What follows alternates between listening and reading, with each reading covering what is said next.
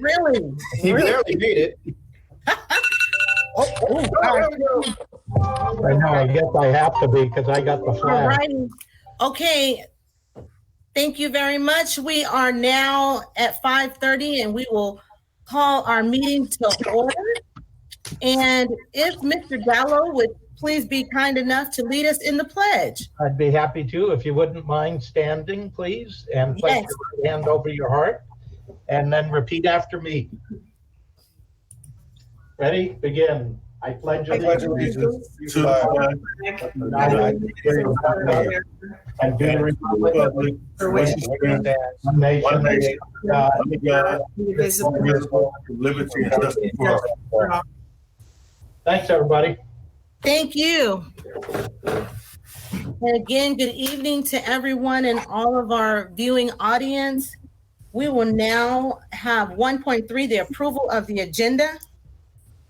So moved. Second. All right, moved and second. And at this point, I also need to move a couple of things around. I'd like to move 2.5 to after our closed session. And then also, this is where we will pull because we have our agenda back to the normal agenda, so we can pull the items that we would like to pull from consent here as well. Are there any items that will be pulled from consent? Madam President, Margaret Hill. Yes. I haven't gotten to my agenda yet, but I think it's 12 point. It's the one with our updates. Updates. Our updates, okay. Is that our ongoing initiatives and reports or board top 10?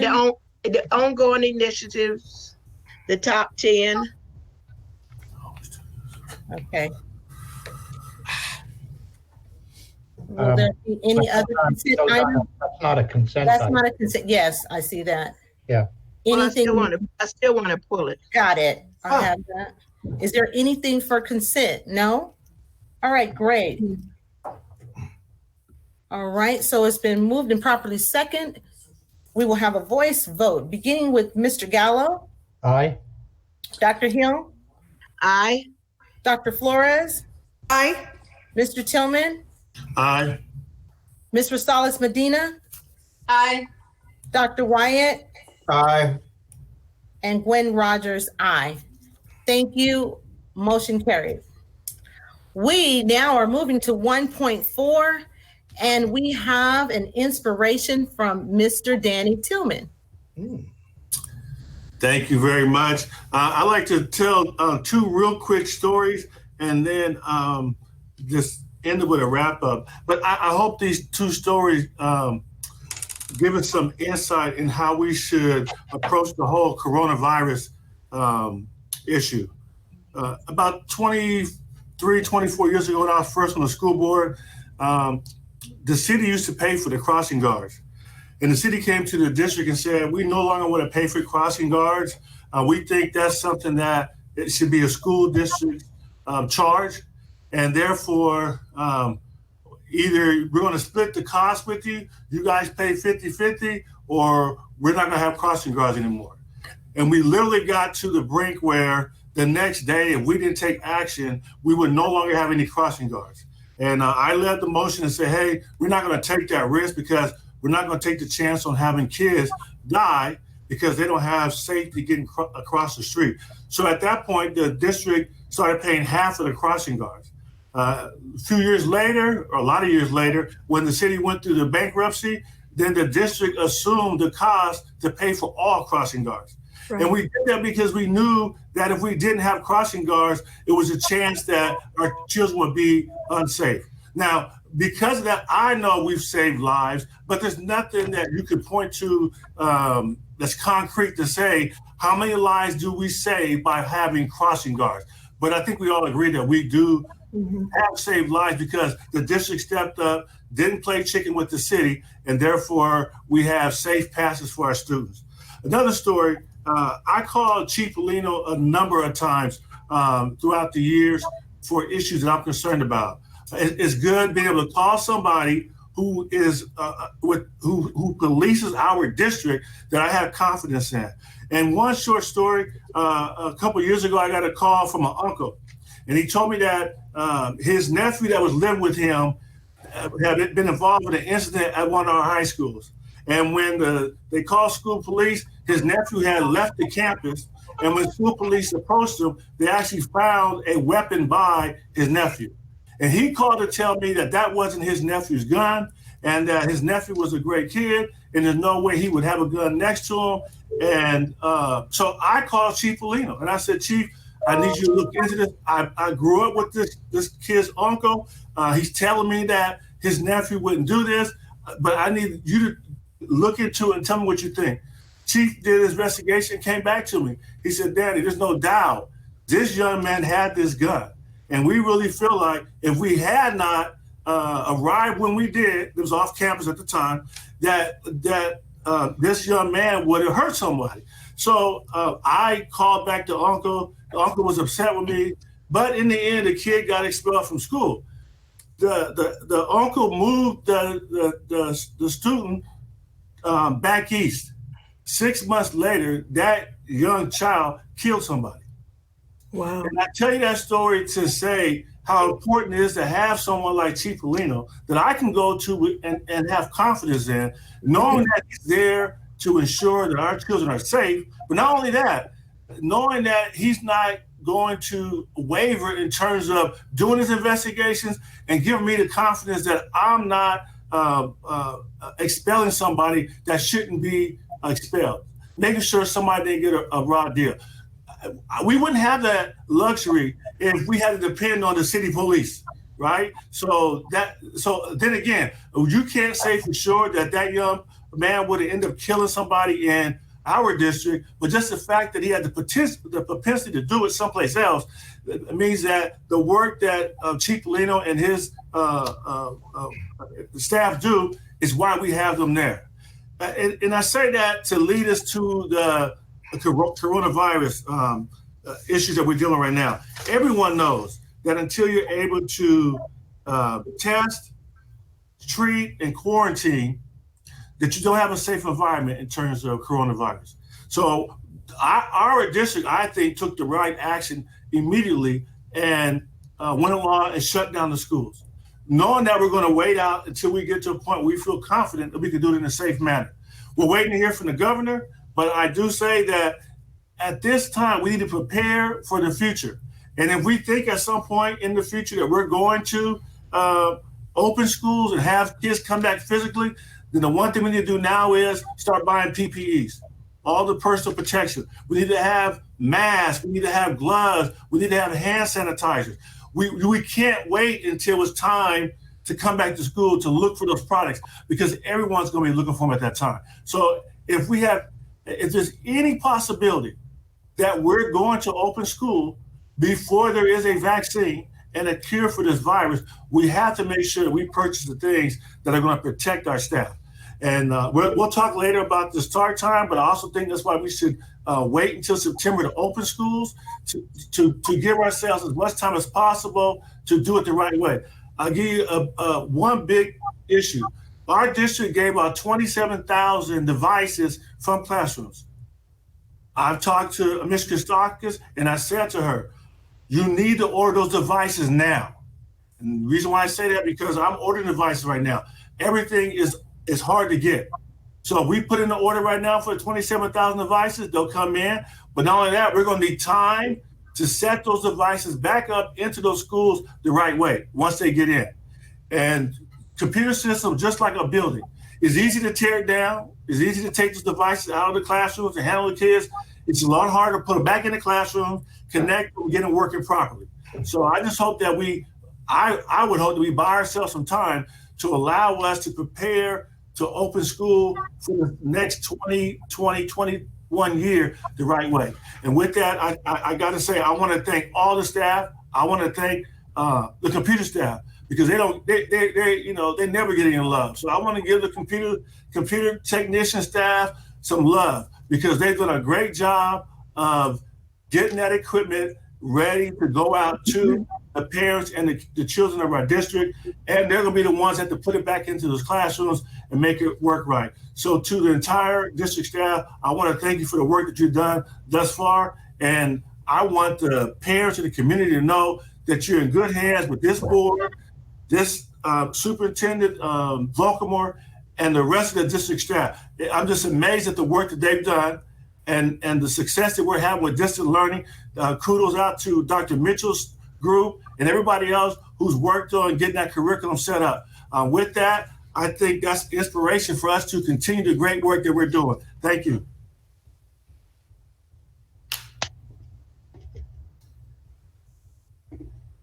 I'm sorry, I have my mute on. Thank you, Mr. Tillman. That was great. You covered just abundance of things, but necessary. We're going to move into our special, we have our resolutions. However, Dr. Flores, I saw that, but was it something on his inspiration? Because we're going to move. Yes. I just wanted to thank you, Danny, for your words of wisdom and all of the, because of all the time that you've been on the board. And I want to emphasize also that we should go forward and get all preparations that we need for our, to protect our kids, our staff, and start ordering them now. I know that we got a really interesting email, all of us, about, doing tailored masks, by schools and so forth. But I think it's a great idea. I also support you and I support our district police. They've done tremendous work for us. And of course, all of our teachers, all our staff who've done tremendous lifts. All right. Thank you. Thank you. Thank you. Okay, we're going to move to 2.1. We have resolution in recognition of Cinco de Mayo. And so, Dr. Flores, I'm going to ask you to do 2.1. And if Dr. Hill would get ready for 2.2, and if Dr. Wyatt would get ready for 2.3. Okay, Dr. Flores. Okay, got it. Resolution in recognition of Cinco de Mayo.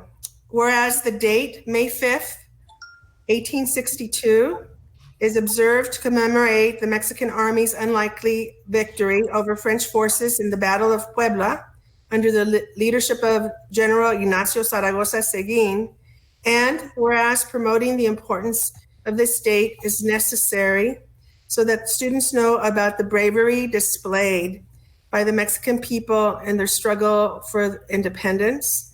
Therefore, be it resolved that the Board of Education of the San Bernardino City Unified School District declares that schools acknowledge the historical importance and heroism commemorated in the celebration of the Cinco de Mayo, and that schools recognize the impact of Mexican culture and tradition on the history of the United States.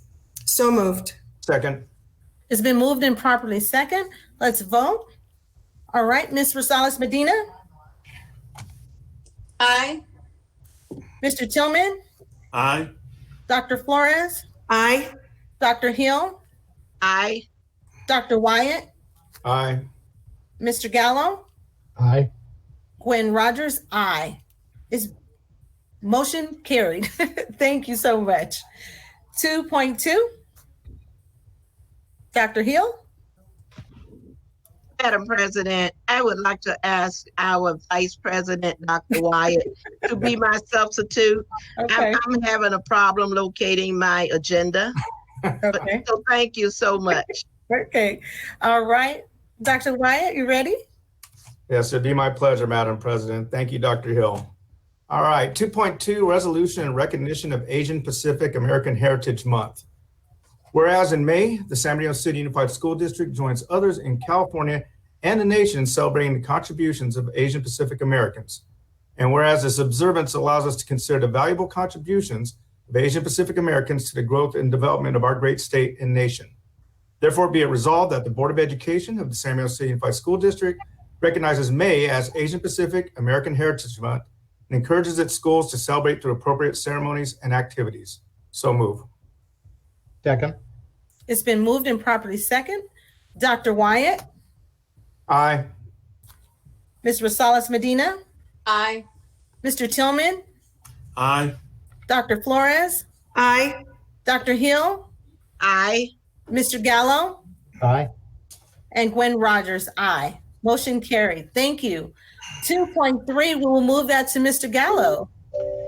Okay, this is recognition of Labor History Month. Whereas every May, California and the United States celebrates the rich labor history that has shaped our nation. And whereas the San Bernardino City Unified School District, through its Community Engagement Plan 2.0 and linked learning efforts, is strengthening the labor force and economic vitality of the cities of San Bernardino and Highland by ensuring that students graduate prepared to succeed in college and careers. Therefore, be it resolved that the Board of Education of the San Bernardino City Unified School District recognizes May as Labor History Month and encourages schools to participate in activities that acknowledge the role that the labor movement has played in our country. So move. Second. It's been moved and properly second. We will vote. Mr. Gallo, Aye. Dr. Hill, Aye. Dr. Flores, Aye. Mr. Tillman, Aye. Ms. Rosales Medina, Aye. Dr. Wyatt, Aye. Gwen Rogers, aye. Motion carried. Thank you. Mr. Tillman, 2.4. My pleasure, Madam President. Thank you. And whereas May is Williams Syndrome Awareness Month, a time dedicated to raising awareness about the rare genetic condition that affects an estimated 30,000 people in the United States. And whereas North Park Elementary student Jonathan Martinez, who died on April 10th, 2017, was born with Williams Syndrome, which is characterized by a host of lifelong medical challenges.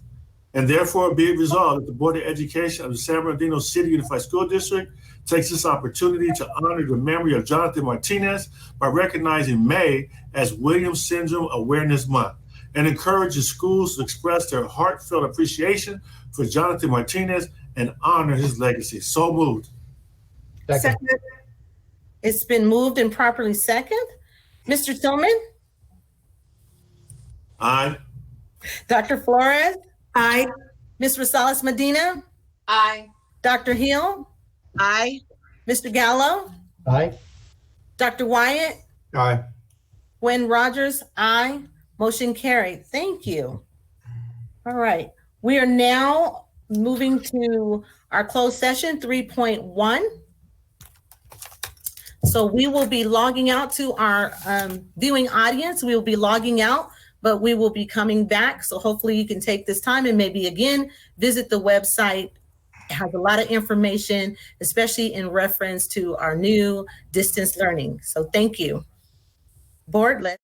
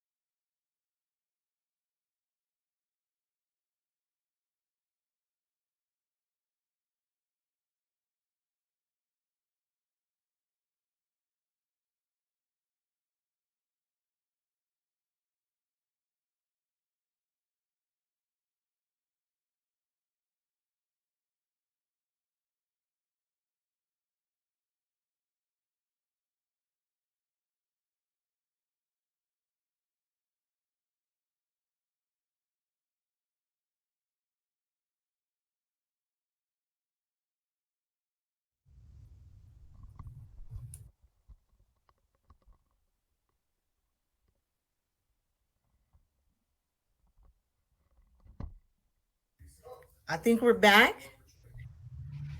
Some of us are. All right. Thank you so much. We are now going to resume our board meeting. And we will go back to item 2.5, our rights to resource report update. Madam President, Yes. you need to vote on the HR. Oh, is it in there? Uh-oh. Did you put it in there for me? It's in the agenda. Okay, let me go. You're right.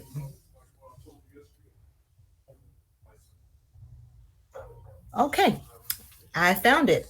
So be it resolved that the Board of Education accepts the notice of recommendation for disciplinary action and statement of charges to dismiss the following certificated employee from his or her employment with the district, HR certificated 19-20-03.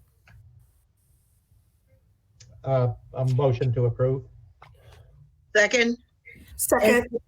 Thank you. It's been moved and properly second. Vote, Mr. Gallo, Aye. Dr. Hill, Aye. Dr. Flores, Aye. Mr. Tillman, Aye. Ms. Rosales Medina, Aye. Dr. Wyatt, and Gwen Rogers. Aye. All right, motion carried. Thank you. Thank you, Karen. All right, we will now move back to 2.5, our rights to resource report update. Thank you, Madam President. Just by way of introduction, very quickly, Board, as you know, we are, this was a discussion item at the April 7th board meeting. Staff was asked to bring back additional information. So you see some familiar faces on our team, meaning Dr. Mitchell and Mrs. Christakos.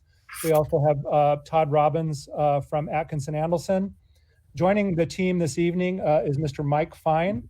Mr. Fine is the Chief Executive Officer of the Fiscal Crisis and Management Assistance Team, more commonly known as FICMAT. FICMAT was created by legislation back in 1991 as an independent and external state agency that specializes in helping districts promote sound financial practices. While we're glad that Mr. Fine is with us this evening, it's actually a good thing that he's not immediately recognizable to us. Normally, they come in when districts are in financial trouble and they help them to avert financial crisis. So we're glad you're here, Mike.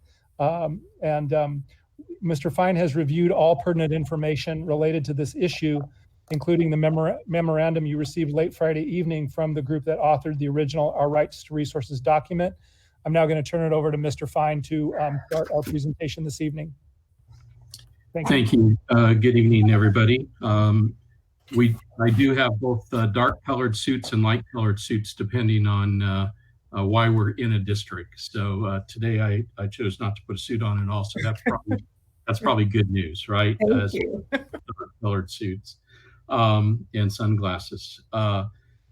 So the slide that you have is the first slide beyond the title slide here that you have in your presentation. I'd like to speak to a couple of these. I've had the opportunity to meet with staff several times to review a number of documents. I've reviewed the correspondence that the district received as well. FICMAT is very familiar with the LCFF, the Local Control Funding Formula in the state of California, and its requisite local control accountability plan. And so I want to take you through a couple highlights, I think, as the current discussion, really to focus the current discussion and set the stage here. First, the LCFF and the allocation of funds is a local decision. It is governed by a locally minded strategic plan that we refer to as the LCAP, which stands for the Local Control and Accountability Plan. San Bernardino City has, from day one in this process, over the last almost decade, day one of this process really set a best practice and set an example for the rest of the in the depth in which you engage with your stakeholders, that listening process that you go through, your responsiveness to them and how you develop your plan, and so on. And so that's ultimately becomes in place of the longstanding regulations around spending, in place of the longstanding restrictions on spending. It is your locally minded plan that is in essence the governing document that ultimately is supported and aligned to your budget and the allocation of your resources. It does vary across the state as to what's in an LCAP. Some districts include their entire budget in their LCAP. Some districts include only local control funding formulas, and some districts only include a subset of the local control, the local control funding funds, for example, the supplemental and concentration portion of those funds.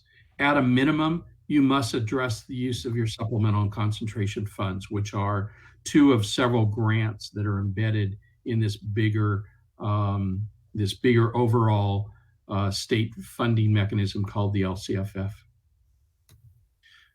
As the slide alludes, your stakeholders have repeatedly asked for safety investments. This is really, as you all know far better than I do, this goes back years and years and years, and probably originally led to the actual creation of a school police department in your school district to serve your community.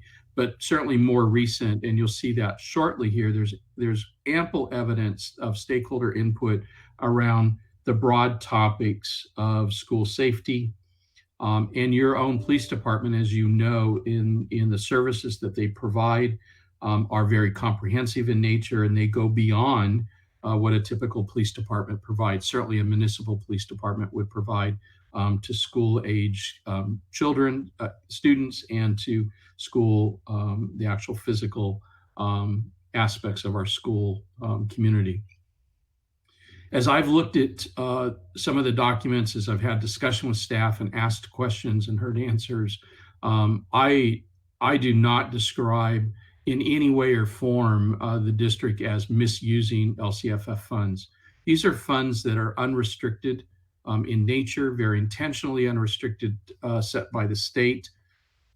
They're also funds that you are expending in concert with your stakeholder input.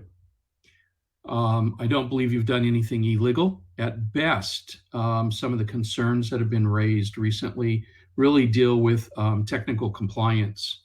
I don't believe you've made any attempt to be to have a lack of transparency, but there is no question that how you have chosen to describe certain goals, actions, objectives within your LCAP could be done in an improved fashion.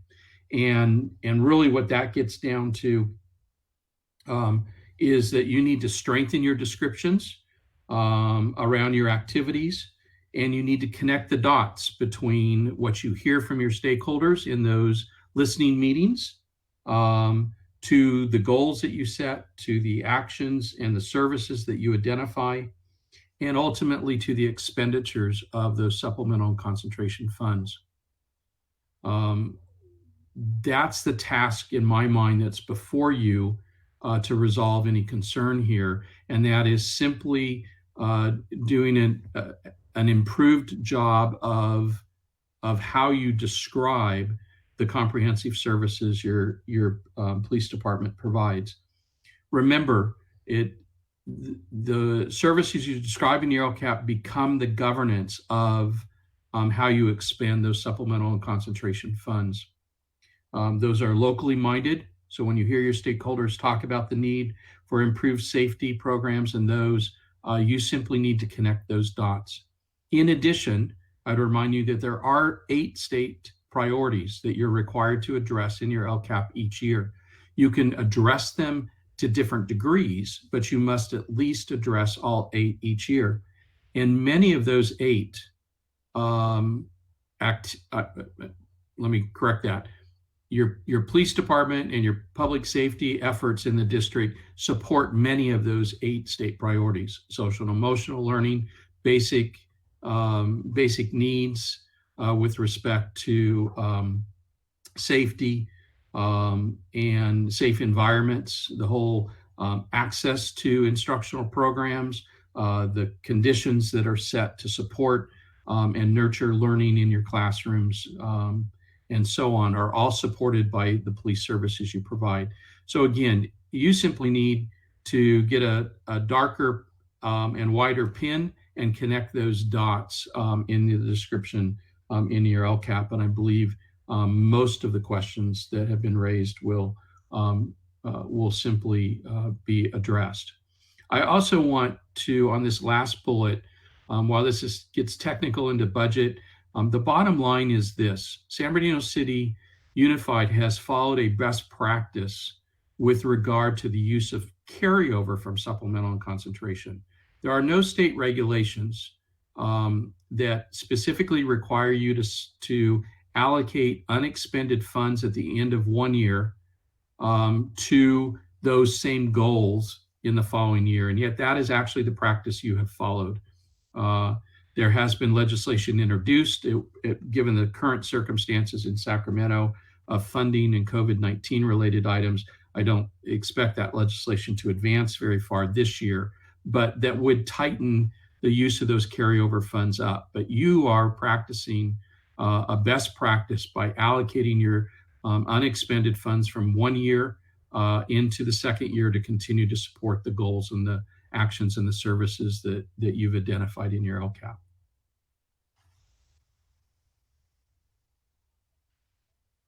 David, next slide. So board, this is Keenan Mitchell. Good evening. I wanted to remind the board how we've engaged stakeholder engagement over the last at least 5 years. Just want to remind you of this graphic that you've seen several times. We employ a kind of a cyclical system that involves engagement at the district level, while the schools mirror our engagement strategy at the site level. We do this iterative process 3 times per year, ending with an update to the board. You've seen 2 of those this year already. And as you can see across the outer circle, we start with community stakeholders. We get input and information to the board. It goes to directors, principals. We get their input and they use that input that goes back and forth. You see the arrows there under principals between their schools and the district level. We then convene with our DAC, DLAC, and DAC and other governance and advisory committees 3 times a year again. We also get feedback from our cabinet and union leadership, and that goes back to community leaders. So this process is done 3 times. If you look at the inner circle, our principals start with their parent advisory groups, get feedback from school community members, as well as staff and students. And you'll see the back and forth arrows. One process informs another. David, if you can pull up that other document, please, I appreciate it. Board, I want to remind you here that we've given you this several times. This is the LCAP meeting structure schedule that we've done, that we've shared with you for the last 5 years, ever since I've been in Ed Services. If you look, you'll see the iterative process. So it's like starting September 6th, we started with directors and LCAP. We went to the student advisory committee, and that's well attended. Our directors and LCAP leads. It goes back to the student advisory committee, cabinet, union leadership, community stakeholder on October 29th. And then you see in November, we go to students again, DLAC, CAC, and then a board presentation. That's one iteration. In December, we did conduct a board presentation on December 10th. Then we went to site leaders, DAC again, students, committee again, cabinet, union leadership, directors on January 10th, DAAC January 23, student advisory committee, all the way to again a community stakeholders meeting in February 11th. We did hold that meeting, and then as you can see in March is when the COVID hit. And so you've seen this schedule. We've done the same engagement strategy for the past 4 years or so. We've been applauded by our county LCAP oversight in terms of the engagement process that we've used. We will, however, going forward, we'll take the advice of Mr. Fine and Mr. Robbins in terms of better describing the use of our PD, as well as other key strategies that are inside of the LCAP, And we think that's just prudent advice, and we certainly plan on doing that going forward. David, you can pop back to the PowerPoint, please. Thank you so much. Next slide.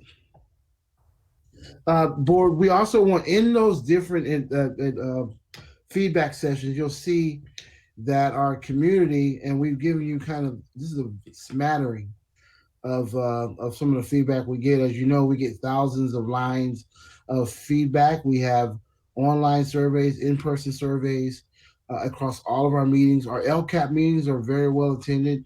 Typically, we're at an average of 100, 150 people, as well, and not including our staff. And so we've had well-attended LCAP meetings over the last few years. Our community has really responded to our request to involve them. They're vocal. They know exactly. They're comfortable in voicing exactly what they feel we need to do as a school district to better support their families.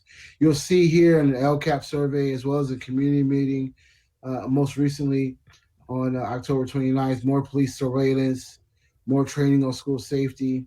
Schools need to give students a safe environment, continued support for safety. All the way down to 16, 17, there's a lot we can do to make sure this doesn't happen again.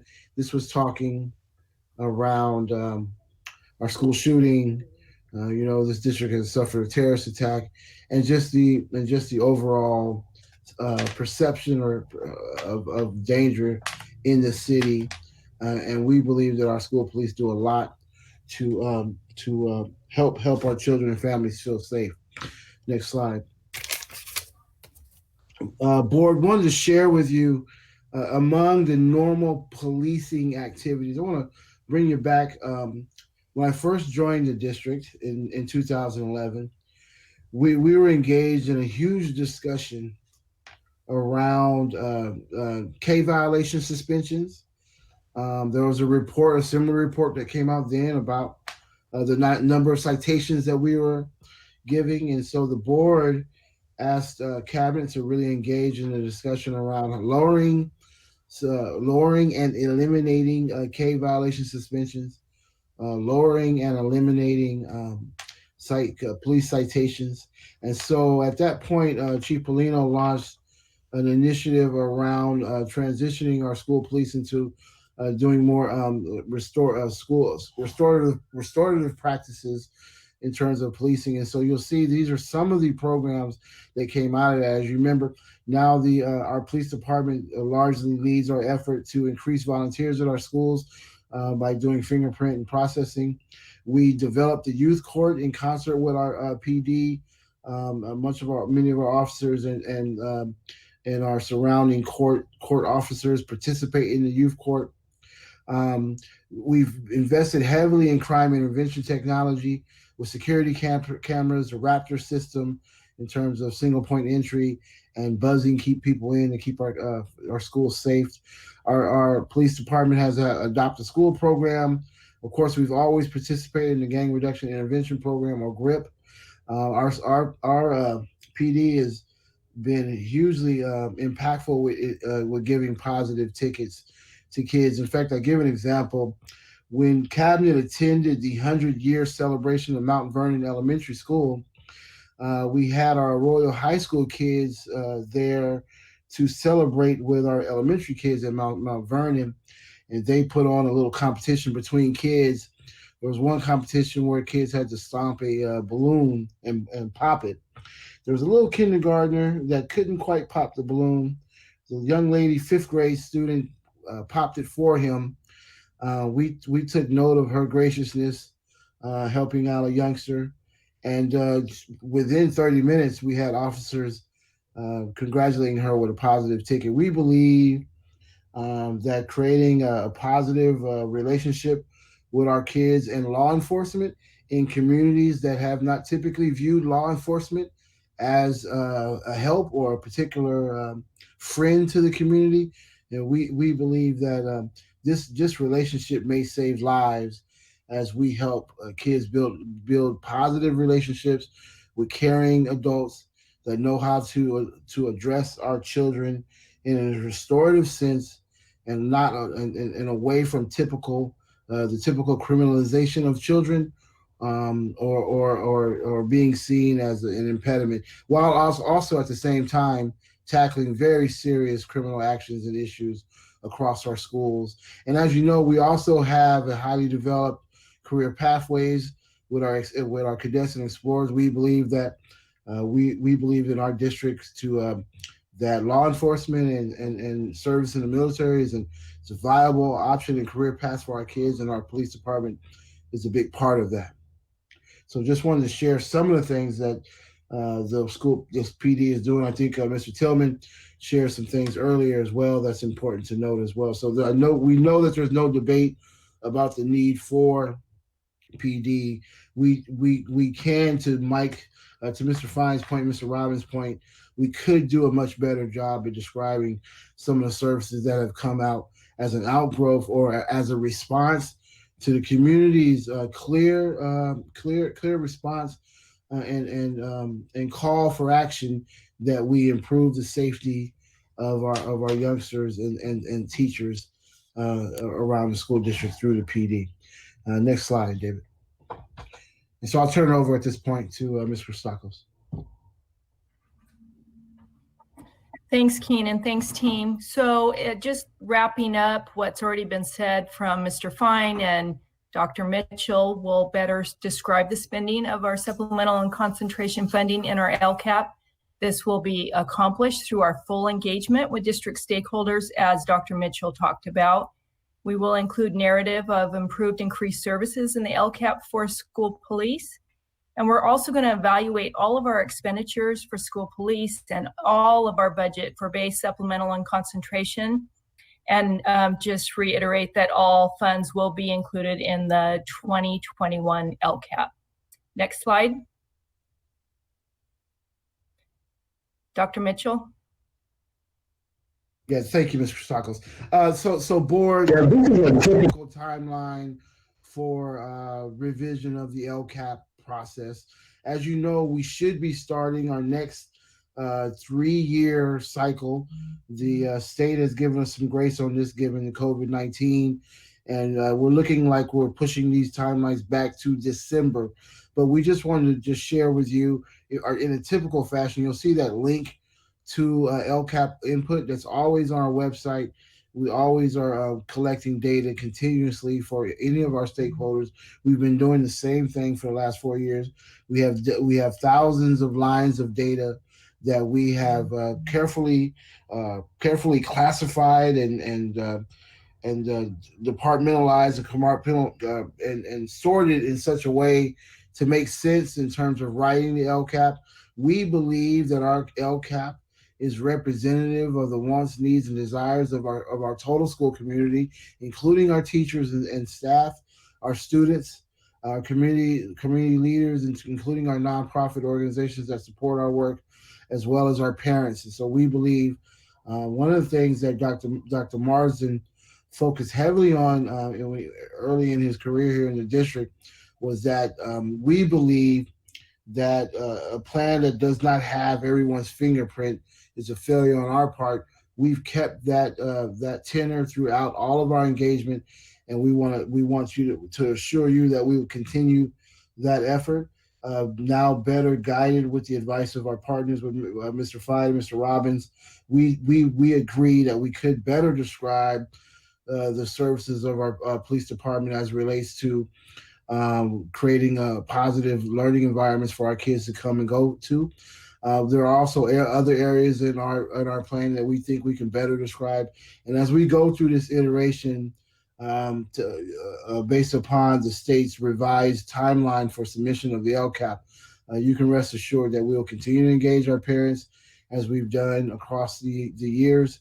We'll have a better mind for describing the activities that support our students, and that you'll continue to see an LCAP that truly has the fingerprint of all of our community stakeholders. Thank you.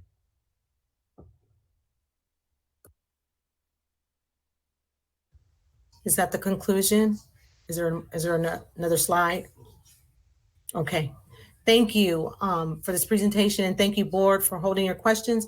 I believe, Karen, you have some public comments and particularly on this item? Yes, Madam President, I do. I have 5 related to this topic. Okay, the first one is from Liliana Valenzuela. She's the chairperson of CAC. Our community is concerned about the recent ACLU study report that found SBCUSD to be illegally misusing $9.5 million from LCAP funds to fund school police.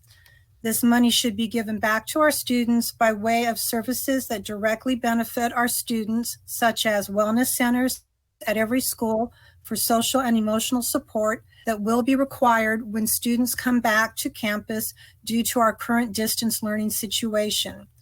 A full district investigation needs to be done and action should be taken to prevent this from happening again. Our community deserves better than this. Thank you. Our next one is from Evelyn Chavez. I believe she is a student. Okay, the San Bernardino Students for Change Coalition is made up of ICUC youth leaders who are both former and current students from across the different high schools in the San Bernardino City Unified School District. Tonight, we send in this comment on behalf of the over 120 students that actively participate in our clubs on our respective campuses.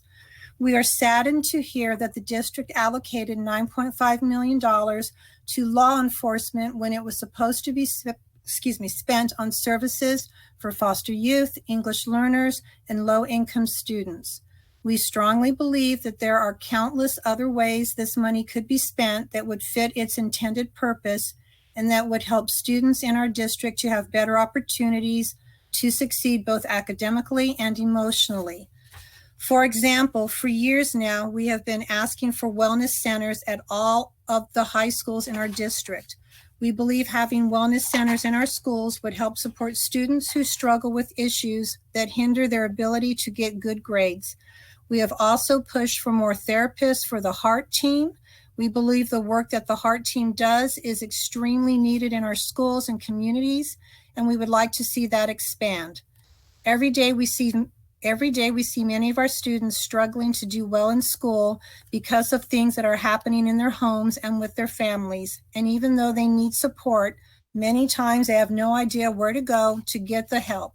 This is why we continue to push for more mental wellness resources for all of the students in our district. We really hope you take our voices into consideration and hope that it becomes your priority to fix this and make sure it doesn't continue to happen. We encourage you to take the time to look at this funding again and find other ways to spend it that will really have a positive impact on our youth and that will make both students and parents feel more welcomed at our schools. Thank you. Okay, the next one is from San Bernardino Education Justice Coalition.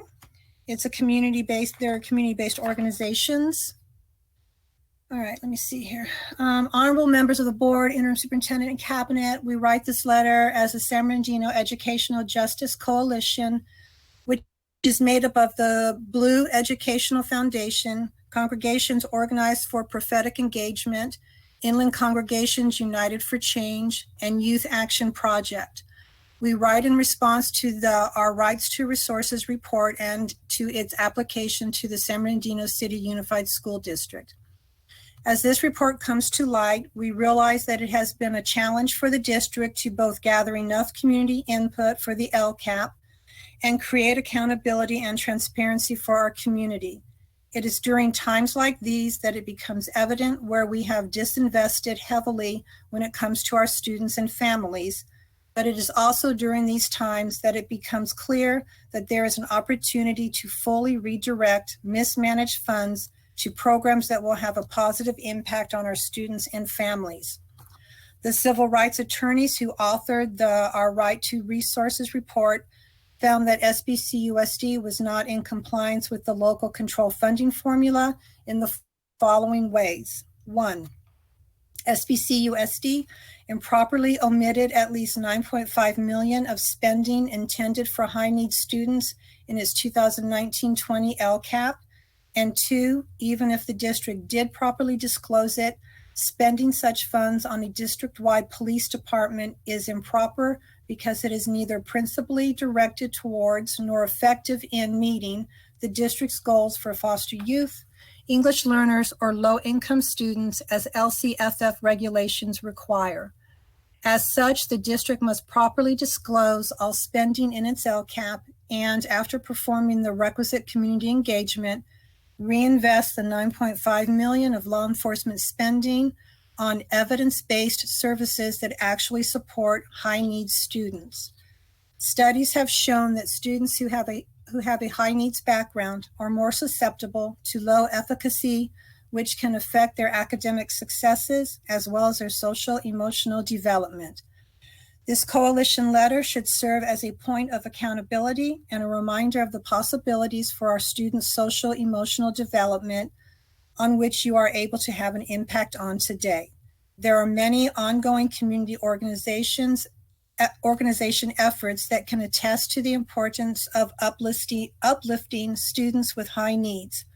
Our primary focus is how to reinvest the $9.5 million in S&C funds that should be used to improve the educational experience of high-needs students and close the achievement gap. As organizations that have decades of experience working and partnering with the SBCUSD board, district staff, and bridging the communities of thousands of students and families that we serve, work with, and represent, we recommend and encourage SBCUSD reinvest the $9.5 million in programs that increase or improve services for high-needs students and families, such as A, support for English language learners. Use evidence from a self-analysis based on the research-aligned English learner statewide rubrics to identify areas of improvement and LCFF investment. Identify specific outcomes for the different profiles of ELs with metrics that are sensitive to their language and academic development. Provide professional development for all educators on the implications of implementation of the English, I think I missed something, of the English language, I think. B, closing the achievement gap for African American and Latinx students. Sustaining and resourcing district-wide and school-side efforts to address the achievement gap among students of color by adequately resourcing the Equity and Targeted Student Achievement Department, which oversees the African American and Latino Student Achievement Task Forces, and ensuring members of our coalition are also engaged and participate in them. Increasing opportunities for equity training for all instructional leaders. Increase teacher diversity through targeted recruitment efforts, increase access to instructional gap specialists, deepen engagement amongst parents through school and district parent governance structures. C, deeper investments in restorative practices and PBIS systems throughout the district. A significant percentage of the achievement gap for students of color is caused by punitive discipline.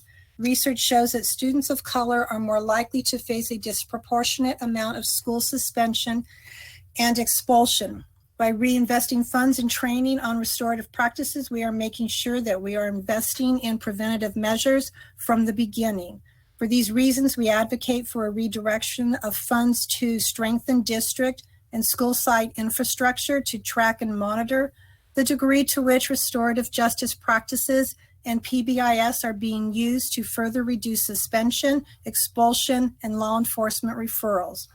Expand restorative practice training for all district and school site personnel, including school safety and law enforcement personnel. D, increased funding for wellness centers at high schools, mental health and social emotional counselors, and staffing for HEART team. Research has continuously shown that students who receive social, emotional, and mental health support achieve better academic success. While we know that our district has taken great steps in the right direction, the mental health resources available to students is still very limited. More funding needs to be directed towards opening wellness centers on every single high school campus across the district, where mental and physical wellness resources would be centralized and readily available for students. More funding directed to the HEART team in order to hire additional social emotional counselors, such as marriage and family therapists and licensed clinical counselors. Increased funding for HART associates corresponding to the expanding needs of students receiving services. E, increased funding in student and family community-based engagement that supplements school-based family engagement. It is through this approach that we can target the hard-to-reach families and students that don't have the privilege to participate at site activities for various reasons that range from time availability, transportation, childcare, etc. In the past decade, Blue, COPE, ICUC, and YAP have supported the district in thinking outside the box when it comes to students and family engagement. Today, we continue to support family and student engagement from a community-based family engagement perspective.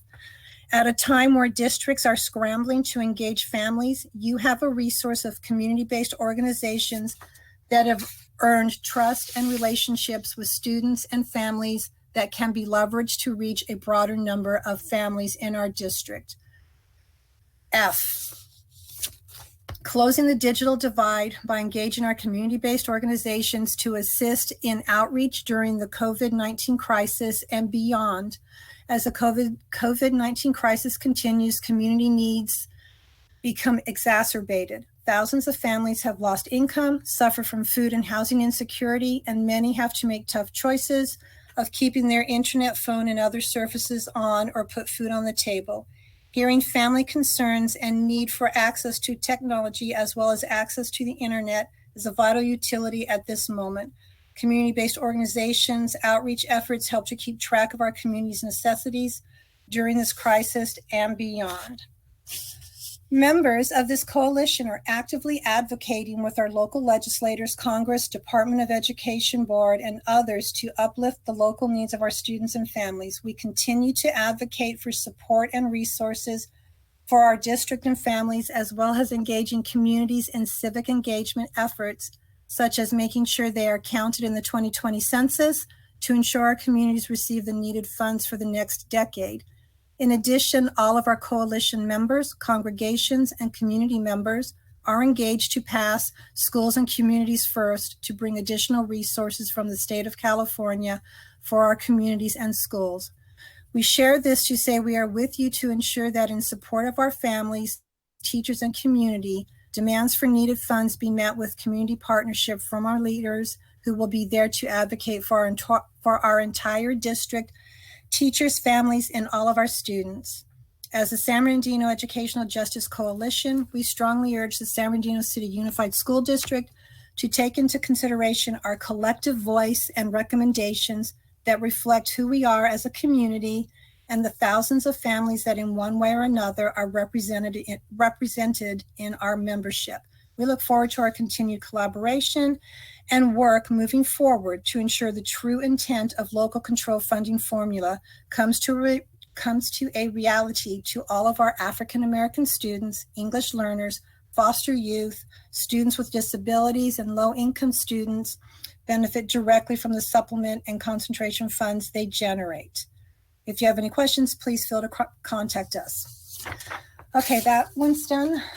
The next one, excuse me, is from Rosa Loera. She is the DLAC president.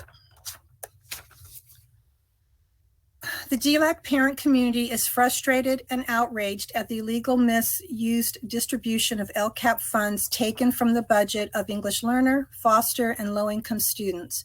We publicly denounce that of the $140 million allocated to this category of students, the administration of the San Bernardino District diverted $9.5 million to the school police, which fills us with outrage and motivates us to request an in-depth investigation to ensure that people in charge of this distribution of funds be audited. We want transparency and honesty from the people who work for the education of our community. It is in our interest that justice be done to our students.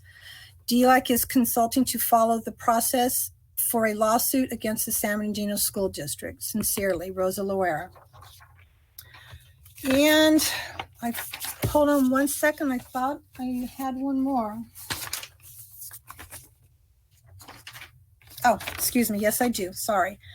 This one is from Ariana Rodriguez, Victor Loom, Nicole Ochi, and their community and policy organizations with public advocates and the ACLU of Southern California. Let's see, our organizations, along with Gente Organizada, drafted the Our Right to Resources report the board discussed at the April 7th meeting.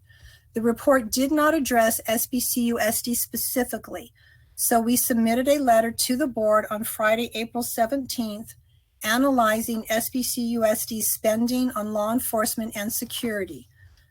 Upon a closer review of the district's local control accountability plan and budget documents, we found that the district did not comply with the law because it entirely omitted at least $9.5 million in spending on law enforcement from its LCAP. In fact, SBCUSD omitted more than $100 million in supplemental and concentration funds that were intended to support low-income students, foster youth, and English learners, collectively high-need students, from its LCAP. These omissions violate LCFF's transparency and equity requirements and preclude meaningful community engagement and oversight. Further, the district's budget documents revealed that the $9.5 million the district spent on law enforcement were S&C funds, which are supposed to be used to close achievement gaps and improve school climate and engagement for high-need students. As we explained in more detail in our letter, the district's use of S&C funds on law enforcement is illegal because the spending is, one, not effective in supporting the district goals for high-need students, and two, is not principally directed towards low-income, foster youth, or English learners. As such, the district must immediately stop spending S&C funds on law enforcement and instead consult community partners such as congregations organized for prophetic engagement, Inland Congregations United for Change, Youth Action Project, and district advisory committees such as the District African American Advisory Council, District English Learner Advisory Council, and the District Advisory Council to redirect the funding for more effective uses. Proper and community-supported investments include spending on English learner supports, closing the African American achievement gap, improving student and family engagement practices, and deeper investments in mental health and social emotional counselors, wellness centers, heart teams, restorative justice practices, and positive behavior interventions and supports, amongst others. In addition, all S&C expenditures should be disclosed and justified as increasing or improving services for high-need students in the LCAP. Please refer to our April 17th letter for a more detailed discussion about the law, SBCUSD's improper spending, and community recommendations. Please let us know if you have any further questions. And that is all of the comments for 2.5. Thank you, Karen. I appreciate that. Now, board, I know that there was a couple of comments that wanted, starting with, did it start with Ms. Rosales Medina, and then Dr. Flores, and then Mr. Gallo? Yes, thank you for the presentation, and I also appreciate the public comments. With reviewing with Mike Fine mentioned, I also want to clarify just to make sure that I got this right. So the $11.7 million, that is the LCFF funding currently right now, right? That's what is the carryover?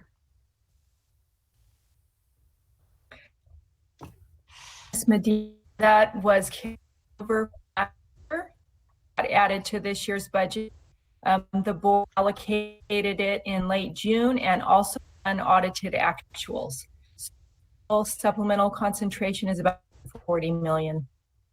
$40 million, okay. Just wanted to make sure it was clear. 140, okay. 40 million. And then looking at it, as it was mentioned that we weren't necessarily in doing anything illegal, it's more in making sure that we're in compliance. I do want to suggest that we do move the $9 million or move the line item to a base, as it was suggested beforehand, into the base funding to make sure that we are in compliance. in addressing that $9.5 million. That is a significant amount of money that is addressed. So when you talk about, when it was mentioned earlier in the slide, youth court, also for the use of technology. Technology was just used at a one time. I just wanted to clarify with that with Dr. Mitchell, right? It was just one time? Miss Medina, we actually have ongoing costs related to some of those expenditures, and Ms. Christakis could probably provide more detail, but I'm not real sure about what our ongoing expenses are, as well as our ongoing needs related to safety upgrades to our schools.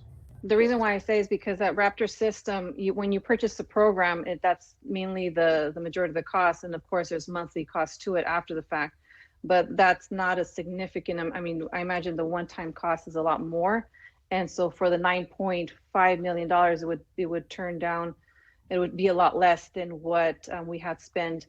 So if you look at it, if we were to do this, if we were to continue to do this without making any changes, I'm assuming that you would see this drop because a lot of the one-time fees will not be carried over to it. And also to address like youth court. So youth court is within that $9.5 million, or is that a separate, in a separate line item? Those are in separate line items, but the PD supports youth court. Okay, so I just wanted to clarify too, because even within that, it made it seem as if it was. I was talking program. I wasn't talking cost necessarily on that slide. I was talking programs that support our district, that the PD that the police department is leading. So I wasn't trying to make a comparison of costs. I was saying, in terms of the request to better describe the services that our PD is providing, that slide was to describe the other issues beyond traditional law enforcement strategies that our PD is doing to support our students. Okay, just making sure that I was clarifying with that. Okay, great. That's it for right now. Thank you.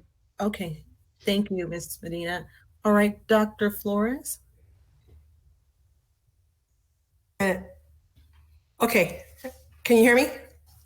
Okay. Yes. I have like 3 or 4 questions, maybe 5, and a couple of comments. And the first one is directed to Mr. Fine. You said that the district needs to include all supplemental and concentration spending of funds in the LCAP. And it was noted by a few of our public comments that, or somebody mentioned that our district totally omitted $100 million from the LCAP. So how can we even try to justify the omission?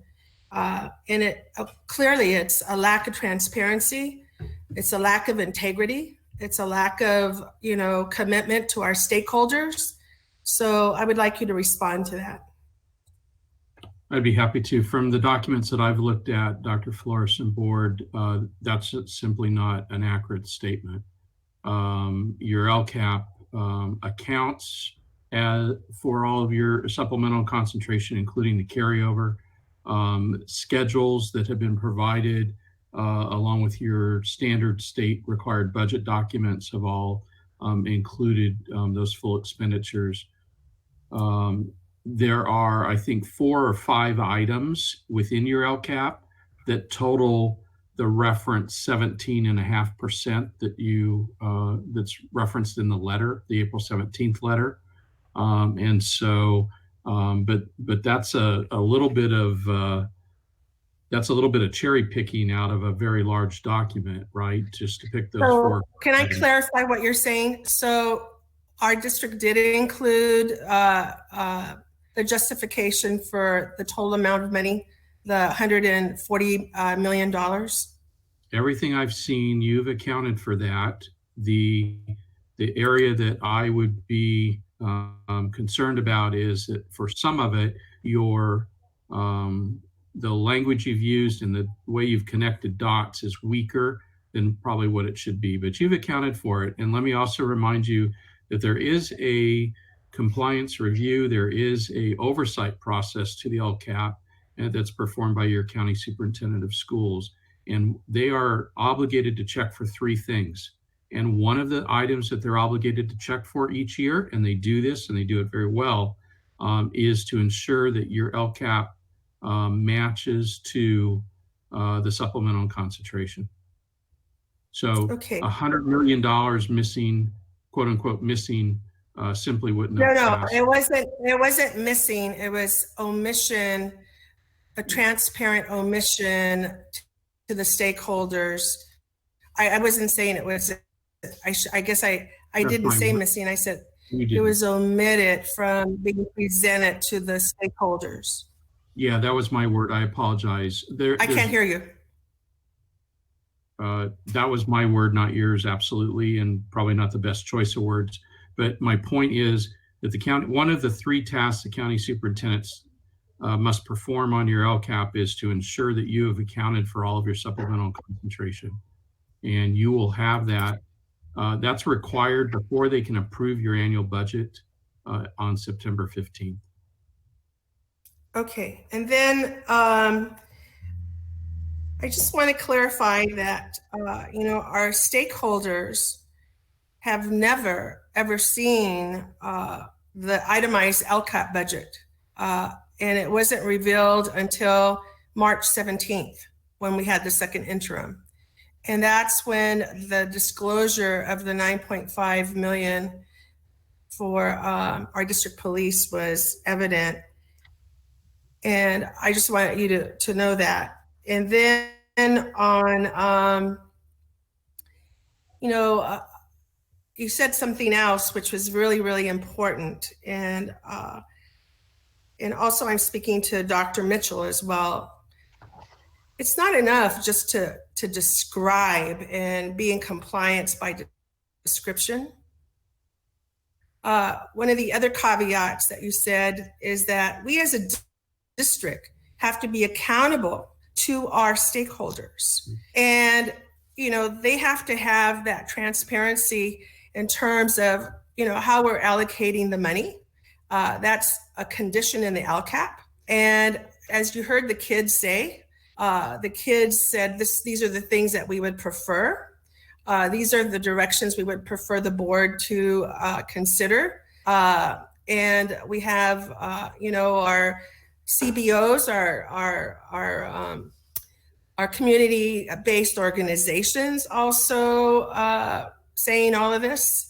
And by the way, our CBOs were the ones that brought forth the school to prison pipeline that our district was engaged in until they brought it, forth to us. We then started as a board, revising all of our policies so that we were not criminalizing our students. So, they're trusted partners as stakeholders. And I don't know if you heard this, but they were not aware at all of this expenditure. And I think that we as a district have to be accountable to our kids, to our parents, to our CBOs, our DLAC parents. They just don't represent just anybody. There's 12,000 English learners and an additional 12,000 reclassified students. That's 24,000 kids out of 49,000.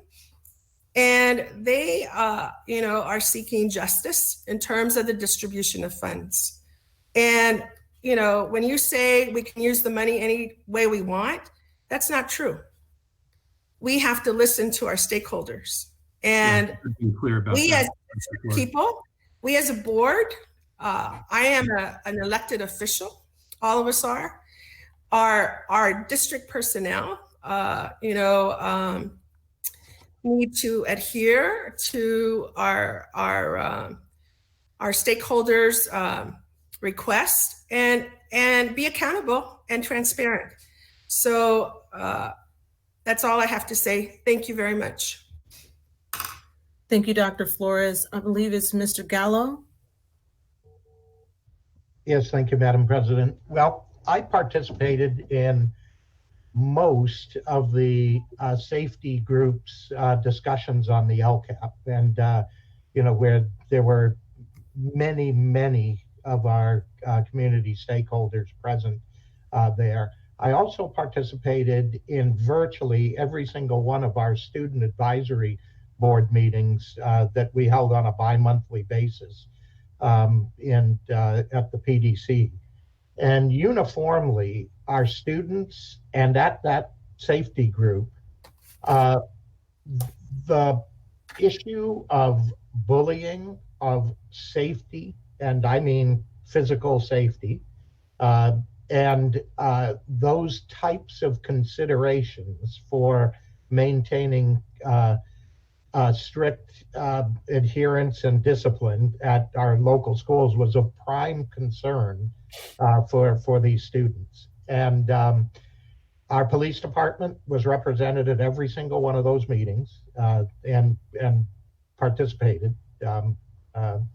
And we sat at every one of the different tables with our parent groups and with our student groups as well. And again, the recognition that the work that our police department does was essential in students actually feeling safe at their campuses. So to say that expenditures for our police services that have really been geared towards a community policing strategy and to say it's somehow outside of our strategic plan and not directly portrayed in our LCAP meetings and everything is simply inaccurate. I participated directly in these, and it was one of our back then 9 groups that we coupled and kind of coalesced into like 7 groups, working groups that met all year for years, since we started our strategic planning process. So again, the way we report our LCAP funds are in base and supplemental as well. We report them all in our LCAP, basically strategic plan. So moving one from one category to another doesn't really address anything, if you ask me, like some recommendations were made. We can always decide where we want to spend money, but the community did endorse where we were focusing our community policing strategies and efforts in the numerous programs that we've created that's managed by our police departments. So that's all I have to say on that. Thank you, Mr. Gallo. I don't see any other board comments. So before we move forward and conclude, first I want to say thank you, Mr. Fine. We appreciate you being here with us tonight and for all the comments. And we heard from the community, as we always do. It's very important to this board to hear the voice of the community. And oftentimes things do shift depending on what's going on. And we can say all of the things that we heard tonight, from wellness centers to supporting our African-American students, our English learners, family engagement, student engagement, these are all priorities of this board. And so as we continue to hear input, these are the decisions that we have to make as we allocate the funding. But it was important for us to be transparent, as I indicated at our previous board meetings, to let the community know, that these are the decisions that we're making. We're not doing anything without engaging or informing. We see that, as Mr. Gallo said, we as board members also try to spend time going to the meeting so we can hear it firsthand from our community, so we ensure that we're directing funding and allocating it appropriately. So thank you all again for the comments, and thank you for those that participated. And we are now going to move forward in our agenda. What I would like to do, I believe, Karen, I don't know if you've gotten your breath back for public comments, and I am not sure if our student board members are on any calls on this call. I haven't seen her, I'm not sure. I haven't seen anything from the student board members, no. Okay, great. And your public comments, do you have any of those before I move into the public hearings? So you want to do public comments now? Are there, yes, they've been waiting. I understand that we got a different system here, but I don't want to deviate too much. Yes, public comments. Was that important? I'm sorry, someone was speaking. I have. I just wanted to let it know I'm here. Oh, Kayla's on. Okay, Kayla. Well, we're going to give you, as Karen is getting her breath and getting together on our public comments, would you like to go ahead and give us your comments tonight? Oh, yes. Okay, I'll go. All right. Hello, Kayla Duhart, and today I just wanted to share that students are trying to make the best of what they have at this point. I know for seniors like myself, we are committing to our colleges and trying our best to keep updated with our classes and their assignments, which I imagine is the same for all students. We understand that you guys are doing all that you can to make the best of a bad situation, and we thank you for that. Getting comfortable with the new terms we are expected to follow is of course different, but just as hard as you are trying, we are doing the same. Thank you again for all your efforts and continued support for all SBCUSD students. Thank you so much, Kayla, for representing the students tonight. We appreciate you. We know we went a little longer, but hopefully I'll be able to chime in on the meeting with some of the seniors as well this coming Friday. I know you guys will be giving us some more input about graduation. So thank you and appreciate your comments. All right, Karen, are you ready? Yes, I'm ready. Okay. Okay, there are 7 public comments. Okay.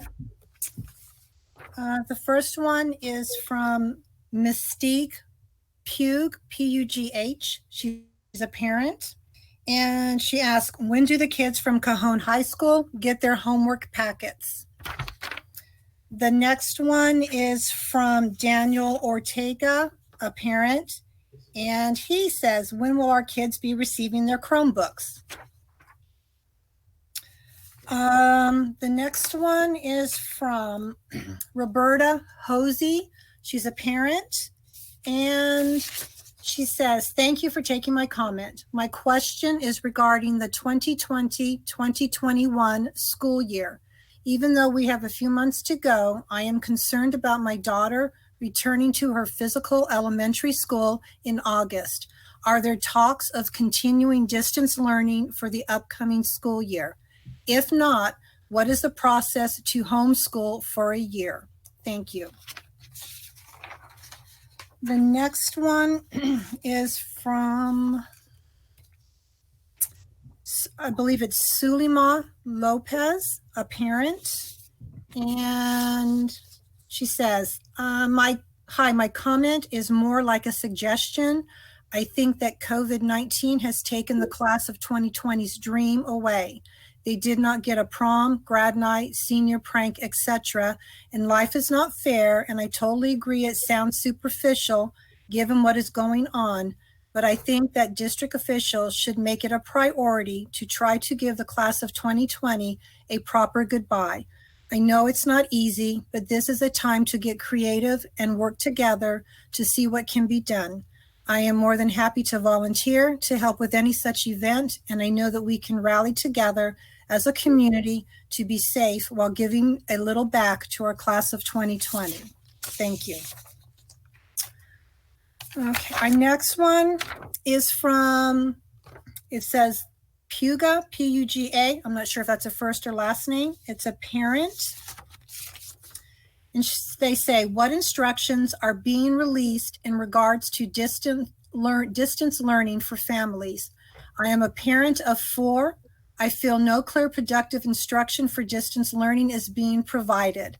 I occasionally receive links from teachers and principal, but no instruction. It's very frustrating as a parent to have no direction. I am currently working from home and now also trying to do the job of teachers that are still being paid to teach. A 10-minute meeting a day or once a week Google Classroom meeting is not enough for our students, not to mention the malfunctioning of submitting work. SBCUSD students are not receiving the distance learning education they should, while SBCUSD employees continue to receive pay. What is being done, or do you foresee being done, to hold schools more accountable, to provide clear instruction, and pay teachers to provide more instructional teaching time to students? Next one is from Treasure Ortiz, a San Bernardino City community member. My name is Treasure Ortiz, and I am a resident of the city of San Bernardino. Over the last few weeks, many parents in the city have been reaching out to an amazing community leader, Tina Lopez, and asking what could be done to still celebrate the accomplishments of the senior class with the closure of the schools through the end of the year and the current social distancing measures in place. I know that the district has been very busy with the implementation of distance learning, securing access to technology for students, and other important issues. But in these conversations with parents, they have voiced their frustration with the lack of communication from the district about graduation, prom, and other activities, and feel their seniors are being forgotten during a very important time in their lives. Tina has reached out to me and asked if I had thoughts and would help put something together for the seniors, and I have enthusiastically agreed. With that said, I am reaching out to you to see if there is anything already being planned that we could join forces on and help with. I saw and shared the post about the senior spotlight and think that is a great first step. We have been discussing coordinating a drive-by parade in May for seniors at their respective high schools, but I have been informed that some members of our city PD are not in favor because of the possible addition to their workload. That type of thinking leads me to wonder how many of their own children are graduating from a San Bernardino high school. I would really hope that everyone in our community would want to put in a little extra effort to make sure these hardworking young women and men get full acknowledgement of this milestone. And I know there are some people who feel this topic is trivial or teens should get over it, but I couldn't disagree more. I'm 35 years old and I was supposed to graduate in June as well, and now everything is up in the air for me too. And honestly, the not knowing is a total bummer, no matter your age. The feeling that parents and graduates feel right now is valid. Wanting your moment, wanting to thank your family, being the first in your family to get a diploma, that all deserves to be celebrated. And I wanted you to know you have members in the community that are willing to come out during this unprecedented time and help in any way that you may need. Thank you. The next one is from Iris Wyndham. She is a San Bernardino City teacher. I wanted to say just how proud I am to work for this school district. I don't know what other districts have done or are doing during this stressful time, but I have had the privilege to sit in on the board discussions over the course of the past few weeks, and I am so proud of your openness and transparency. I can proudly say that I work in an environment where the words and deeds align. Your willingness to support all of the members of the SBCUSD family, the students, teachers, administrators, food service workers, classified staff, families, and community is clearly the cornerstone for all of your decisions and actions. I am grateful for the attention to detail and the care and concern that our administrators put into making sure that the needs of our neediest were met. Instead of leaning on, as some larger school districts are doing, and waiting for handouts and donations, you have been leaning in and searching for avenues to provide the essentials to make sure that none of our families have gone without. Thank you for the technical support and professional development that was so crucial to everyone's success.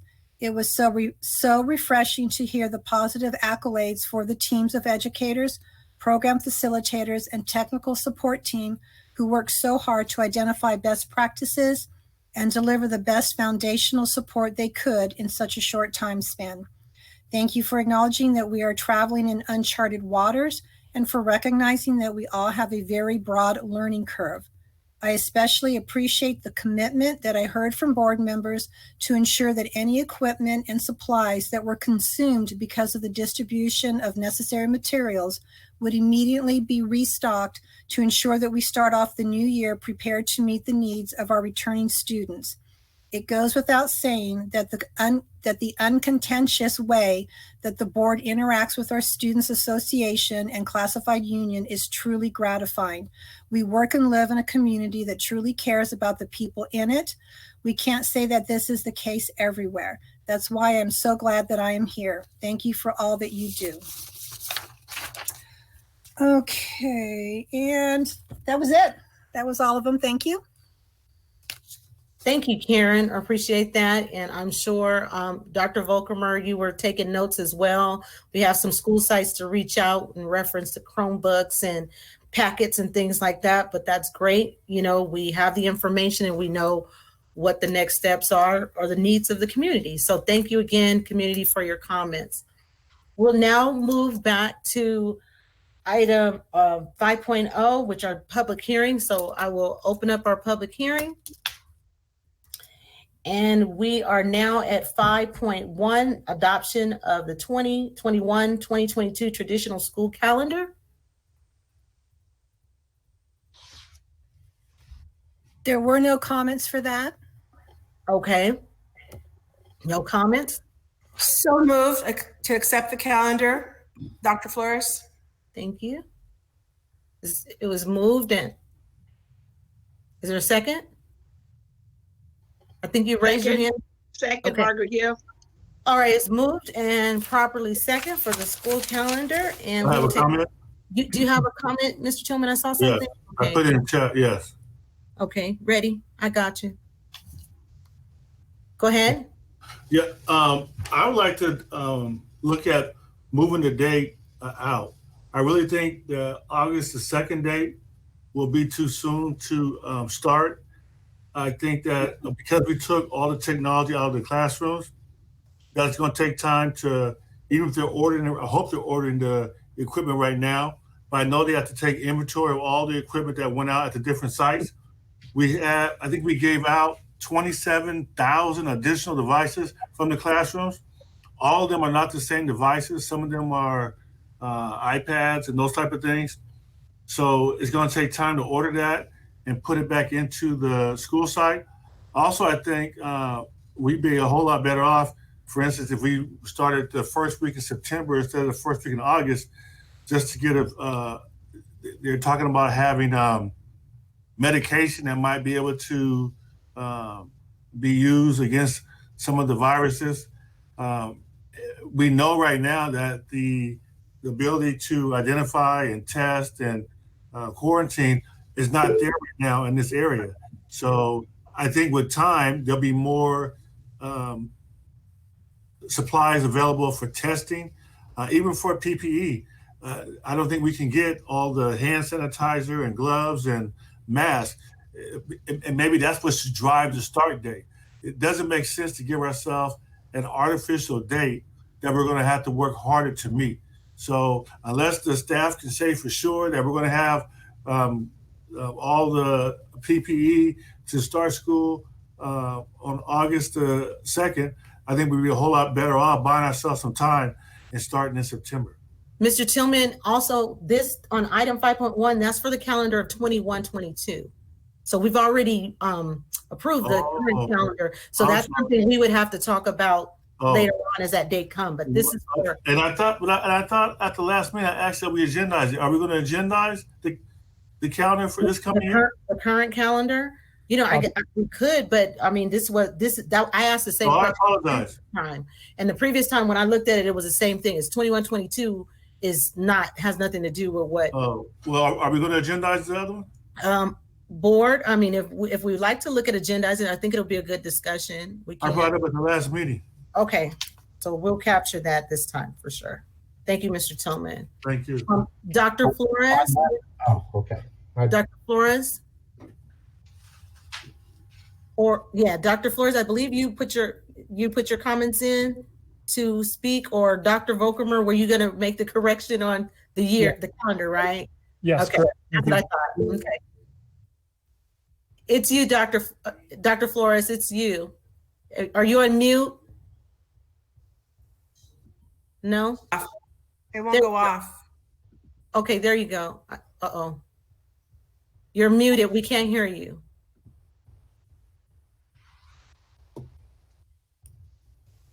I think Mike is controlling your microphone.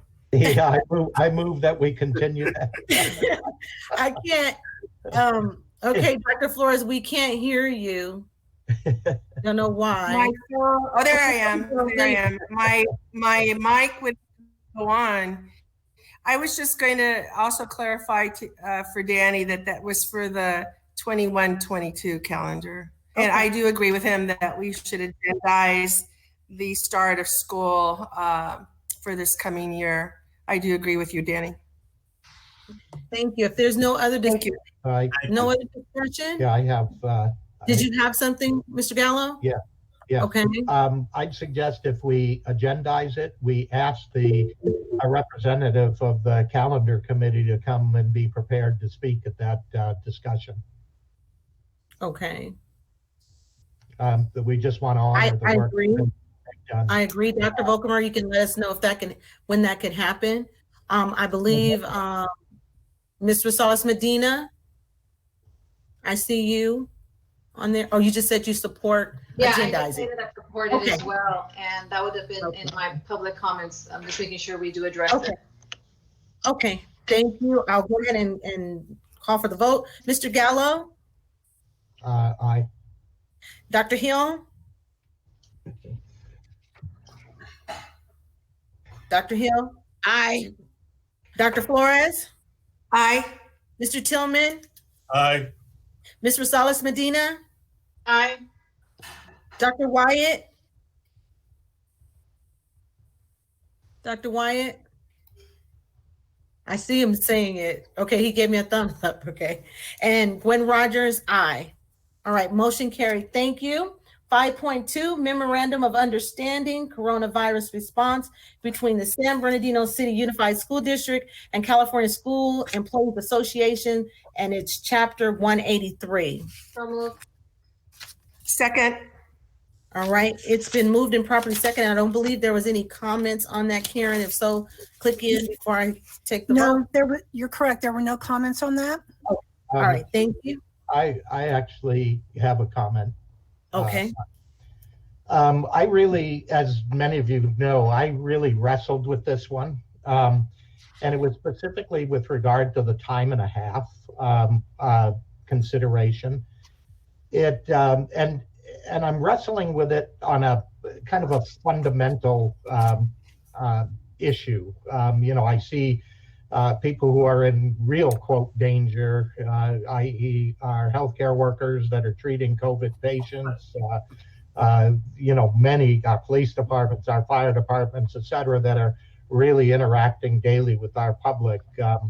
And they're not getting any, additional pay for, for showing up to work and things. So, and I just think about the 50% of our San Bernardino citizens that are now out of work, not being paid. I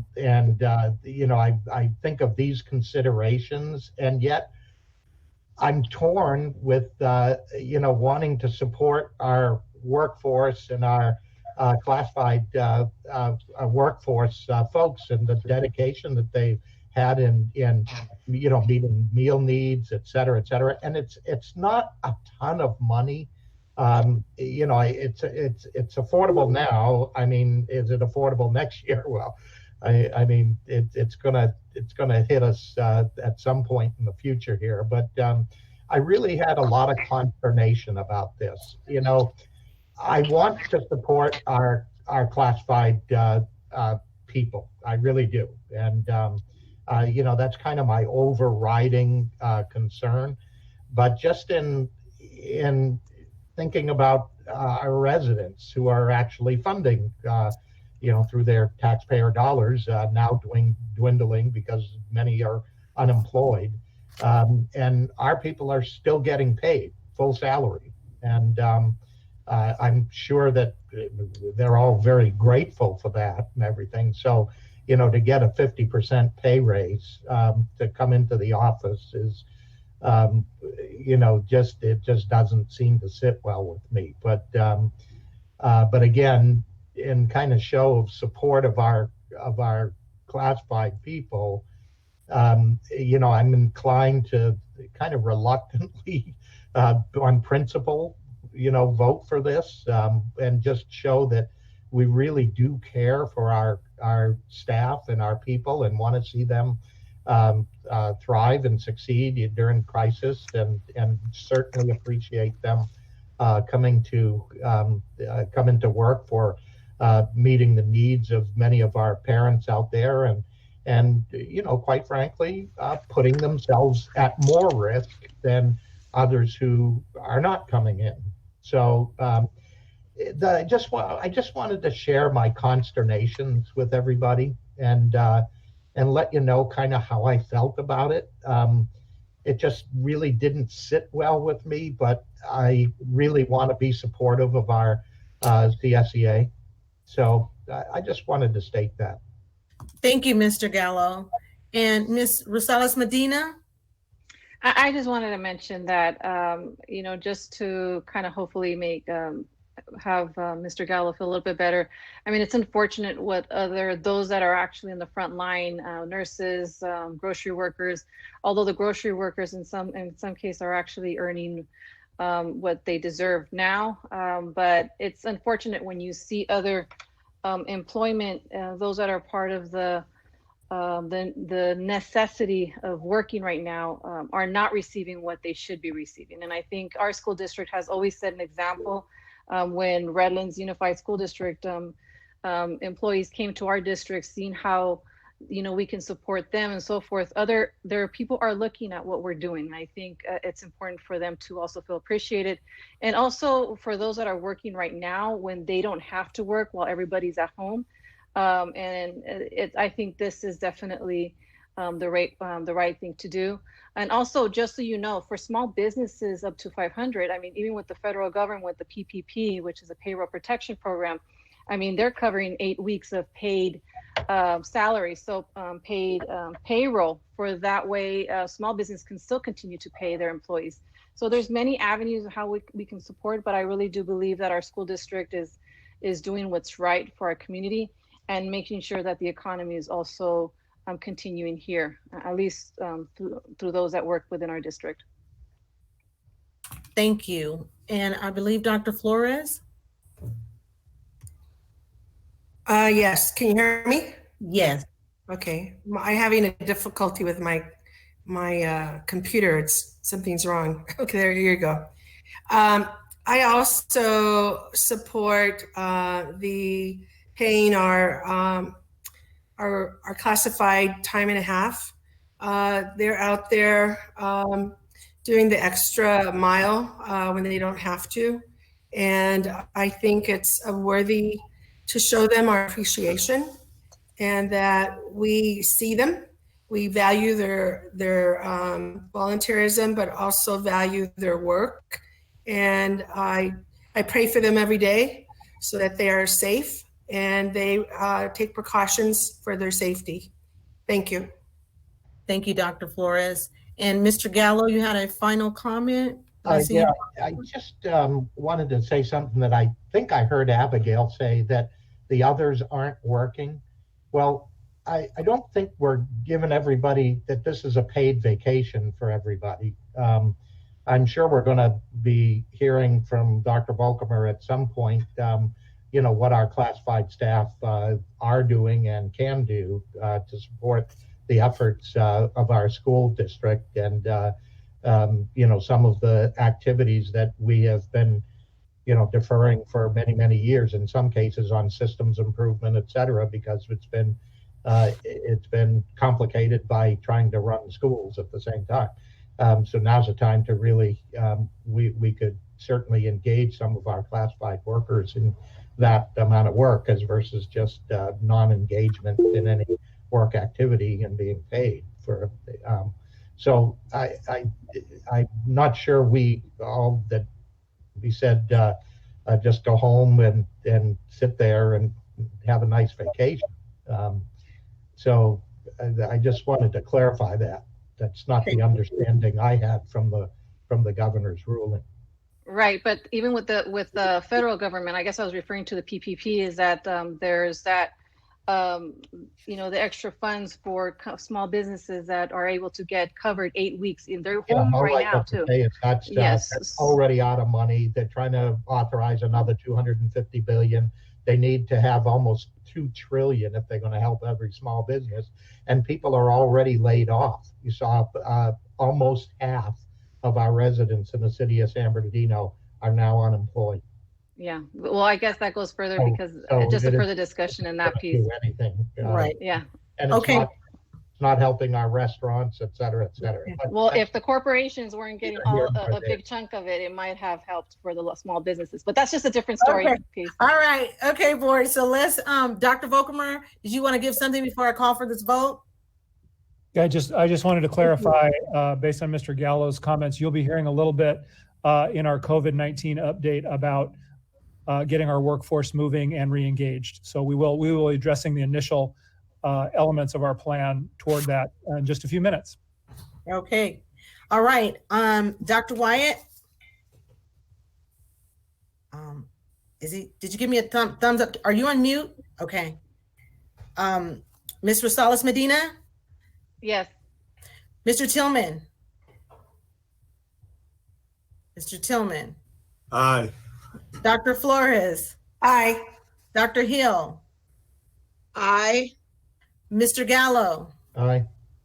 Gwen Rogers, aye. Motion carried. Thank you. We are now at 5.4. I believe there is a comment. Did I skip? 5.3.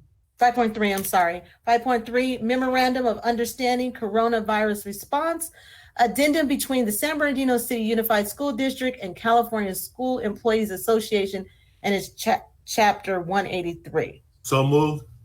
Second. It's been moved and properly second. Is there any discussion? All right. Mr. Gallo? Aye. Dr. Hill? Aye. Dr. Flores? Aye. Mr. Tillman? Aye. Ms. Rosales Medina? Aye. Dr. Wyatt? Dr. Wyatt? I don't know where Dr. Wyatt is. But something's going on with his, I think his mute button. Gwen Rogers, aye. Motion carried. All right, 5.4, Memorandum of Understanding School Closure Related to Coronavirus 19, COVID-19 between the San Bernardino City Unified School District and San Bernardino Teachers Association. I believe there So is. moved. Second. Okay. It's been moved and properly second, and I think there is Karen. Yes, actually, Alcala Abidas wants to make a comment if she's still there. Okay. Yes, I'm here. Can you hear me okay? Yes, we can hear you now. Good evening, President Rogers, members of the board and cabinet. I am Ashley Vitas Alcala, president of the San Bernardino Teachers Association. On Friday, April 10th, the district and SBTA came to agreement on an MOU that outlines the impact of the COVID-19 school closures and its effect on our working conditions. The MOU is before you this evening for approval. We believe it is a fair and reasonable agreement, and our bargaining team spent many hours working on it in collaboration with the district in order to support our unit members during this difficult time. Tonight, I urge you to vote to approve this agreement so that our transition to distance learning, which began yesterday, is able to continue with no disruption to our members. Thank you for your consideration and your time. Thank you. Are there any other let's see. Are there any other comments? All right. Dr. Wyatt. Okay, he's having a problem. Okay. Ms. Rosales Medina? Aye. Mr. Tillman? Aye. Dr. Flores? Aye. Dr. Hill? Aye. Mr. Gallo? Aye. Gwen Rogers? Aye. Motion carried. Thank you. All right, we are now at 9.1, the COVID-19 board update. Dr. Volkemer? There you are. Actually, President Rogers, I think we had our reports and comments by our union organizations next. Oh, I'm sorry, I did skip down. It went down too far. You're absolutely right. Let me go back to 8.1. Okay, 8.1, San Bernardino Teachers Association. Karen? Good evening again. Oh, okay, there she is. Go ahead. Okay. All right. Good evening again, President Rogers. Ashley Vitas Alcala, president of the San Bernardino Teachers Association, speaking tonight on behalf of the 3,000 members of SBTA. I just wanted to let you know that I'm happy to report that on our second day of distance learning, I have been hearing that educators who were anxious were very happy to see their students participating in the virtual environment. And their students have been very excited to see their teachers. This connection has brought a glimmer of hope to our crisis situation. And the flexibility in this new environment for our educators has allowed them to utilize their creative and technological skills while also supporting not only their students, but also pitching in to support their colleagues to bridge the digital divide. I do want to take a moment to sincerely thank all of the SBTA members, our teachers, counselors, speech language pathologists, psychologists, preschool and adult ed teachers who have worked tirelessly over the last several weeks to transition to the virtual learning environment and are maintaining that vital link between our students and our schools. I know that in the coming months, we have a lot to consider as a district regarding the implications of the school closures and the eventual reopening of the schools. In particular, one decision that you already discussed this evening has to do with our school calendar, which has already been approved for next year. Moving forward, I want to be clear that SBTA will continue to be a collaborative partner on decisions that affect our bargaining unit. However, we expect to continue to be included in these conversations. We want to be able to assure our members that as a district is making sound decisions with all of the knowledge that we have available to us. And we know there are a lot of factors that we'll have to consider that have not continued, that will continue to play out over the next few months. And as I said at the last meeting, I want to again remind you that it is our hope as we move forward that we also remember to consider the magnitude of this virus and its effect on our members, our students, and their families. And we continue to encourage everyone to be patient and understanding as we all learn together in this new environment. Thank you also for your support and your time. Thank you. All right, 8.2, California School Employees Association. Karen, is there anyone on the line? Shane, I'm on the line. Hi. Hey there. We see you. I guess I should introduce myself this time instead of the last time, just going by Shane. So Shane, first Vice President of CSEA for the state of California and the Administrator of Chapter 183. Also, I have on the line is Juanita Upshaw, who is the Secretary for CSEA as well. And she's on the line. I just want to personally thank each and every one of you for the job you do. You are community anchors for strength and vision of the future in your position of authority. During this time, we have learned the answer we give today may not be the answer we give tomorrow, and the answer we receive on any given day may be not the answer we want to hear. This is all an ever-changing landscape. Members of CSEA Chapter 183 are career professionals that want jobs, hours, salaries, benefits, and retirements built on solid rock. I not only respect your board decision tonight, but applaud the tough decision to recognize the essential worker. By recognizing the risk and effort of classified employees to show at a time of fear has lasting far beyond this quarantine impact, positive impact. Board, remember, your light shines no matter what direction you face. You extend a piece of your spirit on every decision, call, or Zoom meeting you're involved in. You will also leave your spirit behind each time. Let your light shine inward as well as outward, so that what you do offer of yourself might be a beacon to others to illuminate your own path in this time of unknown and ever-changing scenarios. You know, this is a very, very tough time, and I just want to thank each and every one of you for making that tough decision tonight. It will have lasting impact, and I will end with letting Juanita Upshaw speak briefly on her feelings as a member of 183. Thank you. Good evening, board. My name is Juanita Upshaw. I am the chapter treasurer for San Bernardino 183. I, as a classified member, would like to thank the board for passing the MOU between SBCUSD and CSEA and for recognizing the hard work of the classified employees of the district. As you know, our goal is to provide the best service possible by embracing the work we do, not just as a job, but as supporting our family, the San Bernardino City Unified School District. We want to sincerely thank you for recognizing that what we do is not easy, but is a necessary component of keeping our district running at an optimum level. Thank you. Thank you. Thank you both for your comments. We're now moving to 8.3, Communication Workers of America. There's no comment for that. All right. 8.4, San Bernardino School Police Officers Association.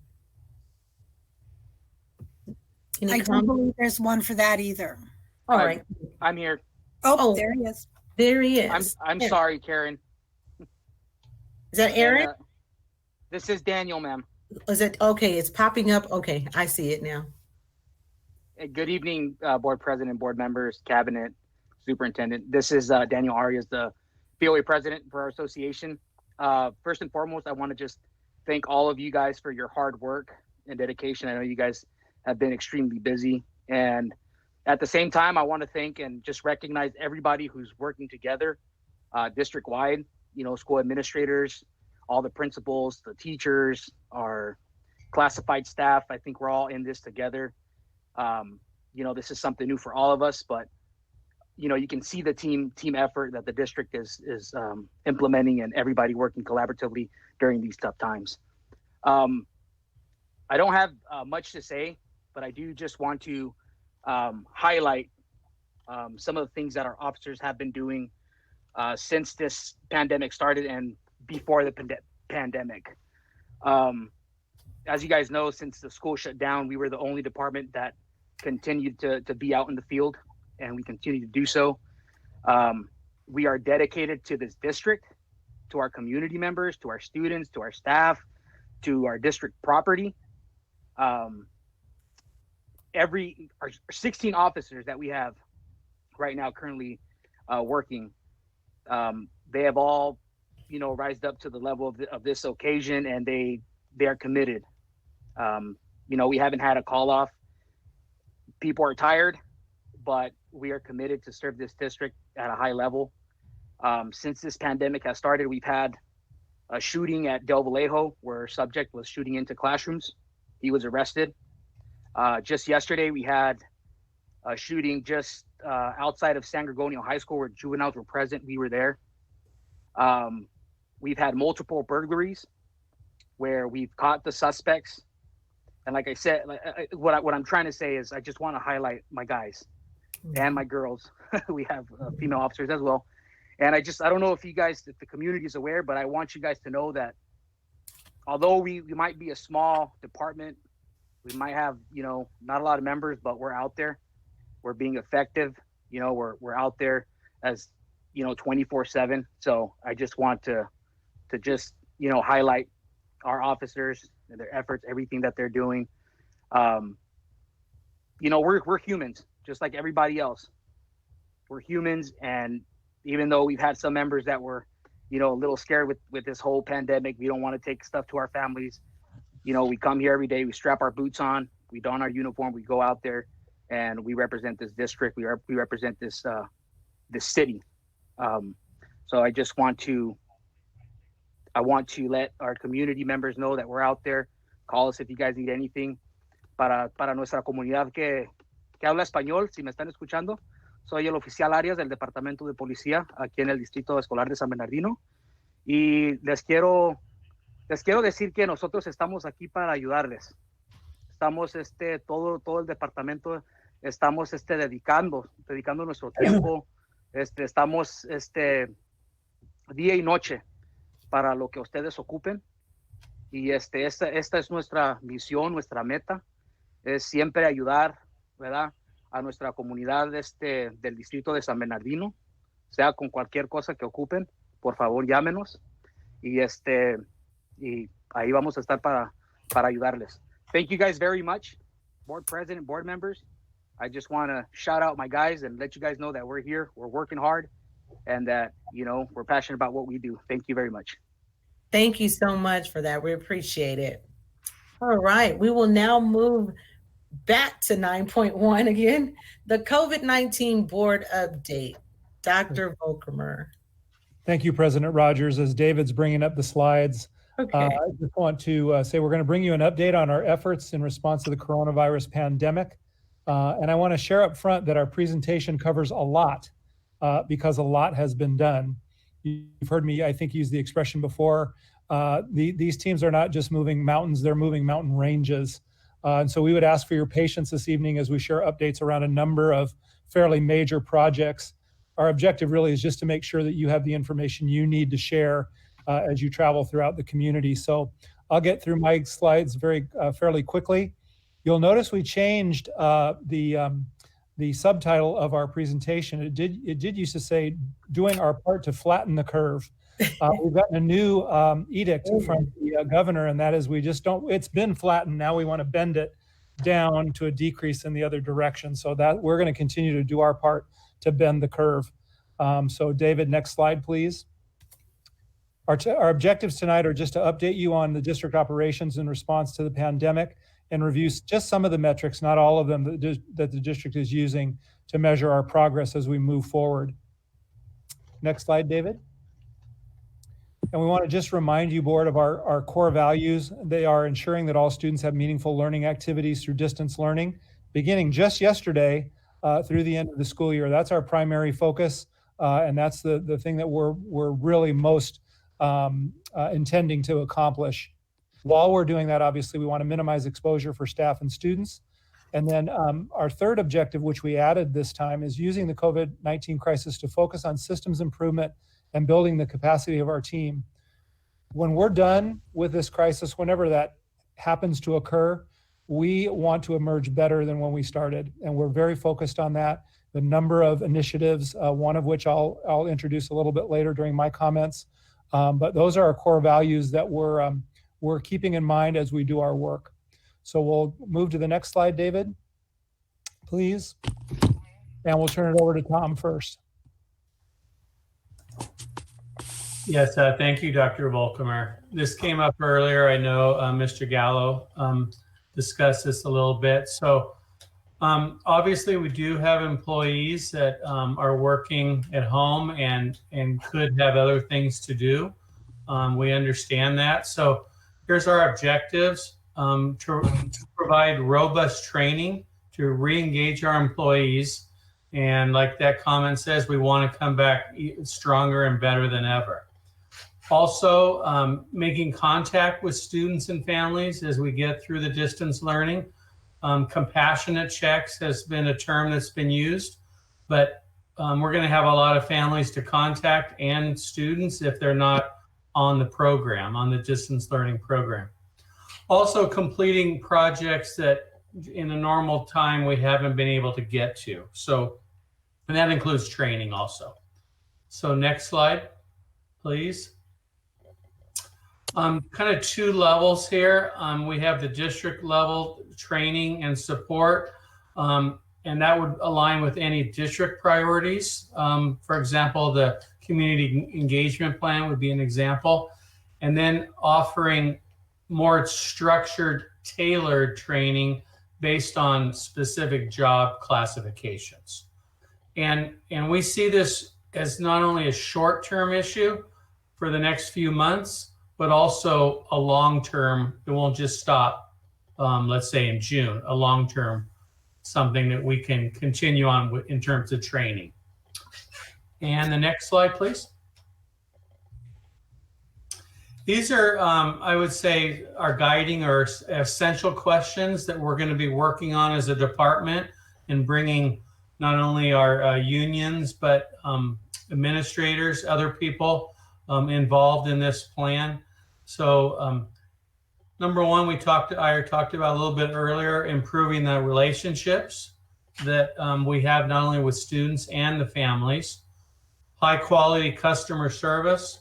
I know Linda Bardier has done a lot on this, and we're working with her to take that over and work that in with our plan. efficiency there through technology. And the next two are very similar, but what do we need for each classification of job to make that person stronger? And then must-haves for them. So the very last one are leadership capacity through human capital systems. So we're going to work with not only our unions, but like I said, other administrators, staff in the district to get our employees up and going as quickly as possible with our training. We do have trainings that are free that are offered through our target solutions. So we can get started very quickly on that. We will also have a report back for you at the next board meeting to see what we've done in the coming 2 weeks. And that's it for my section.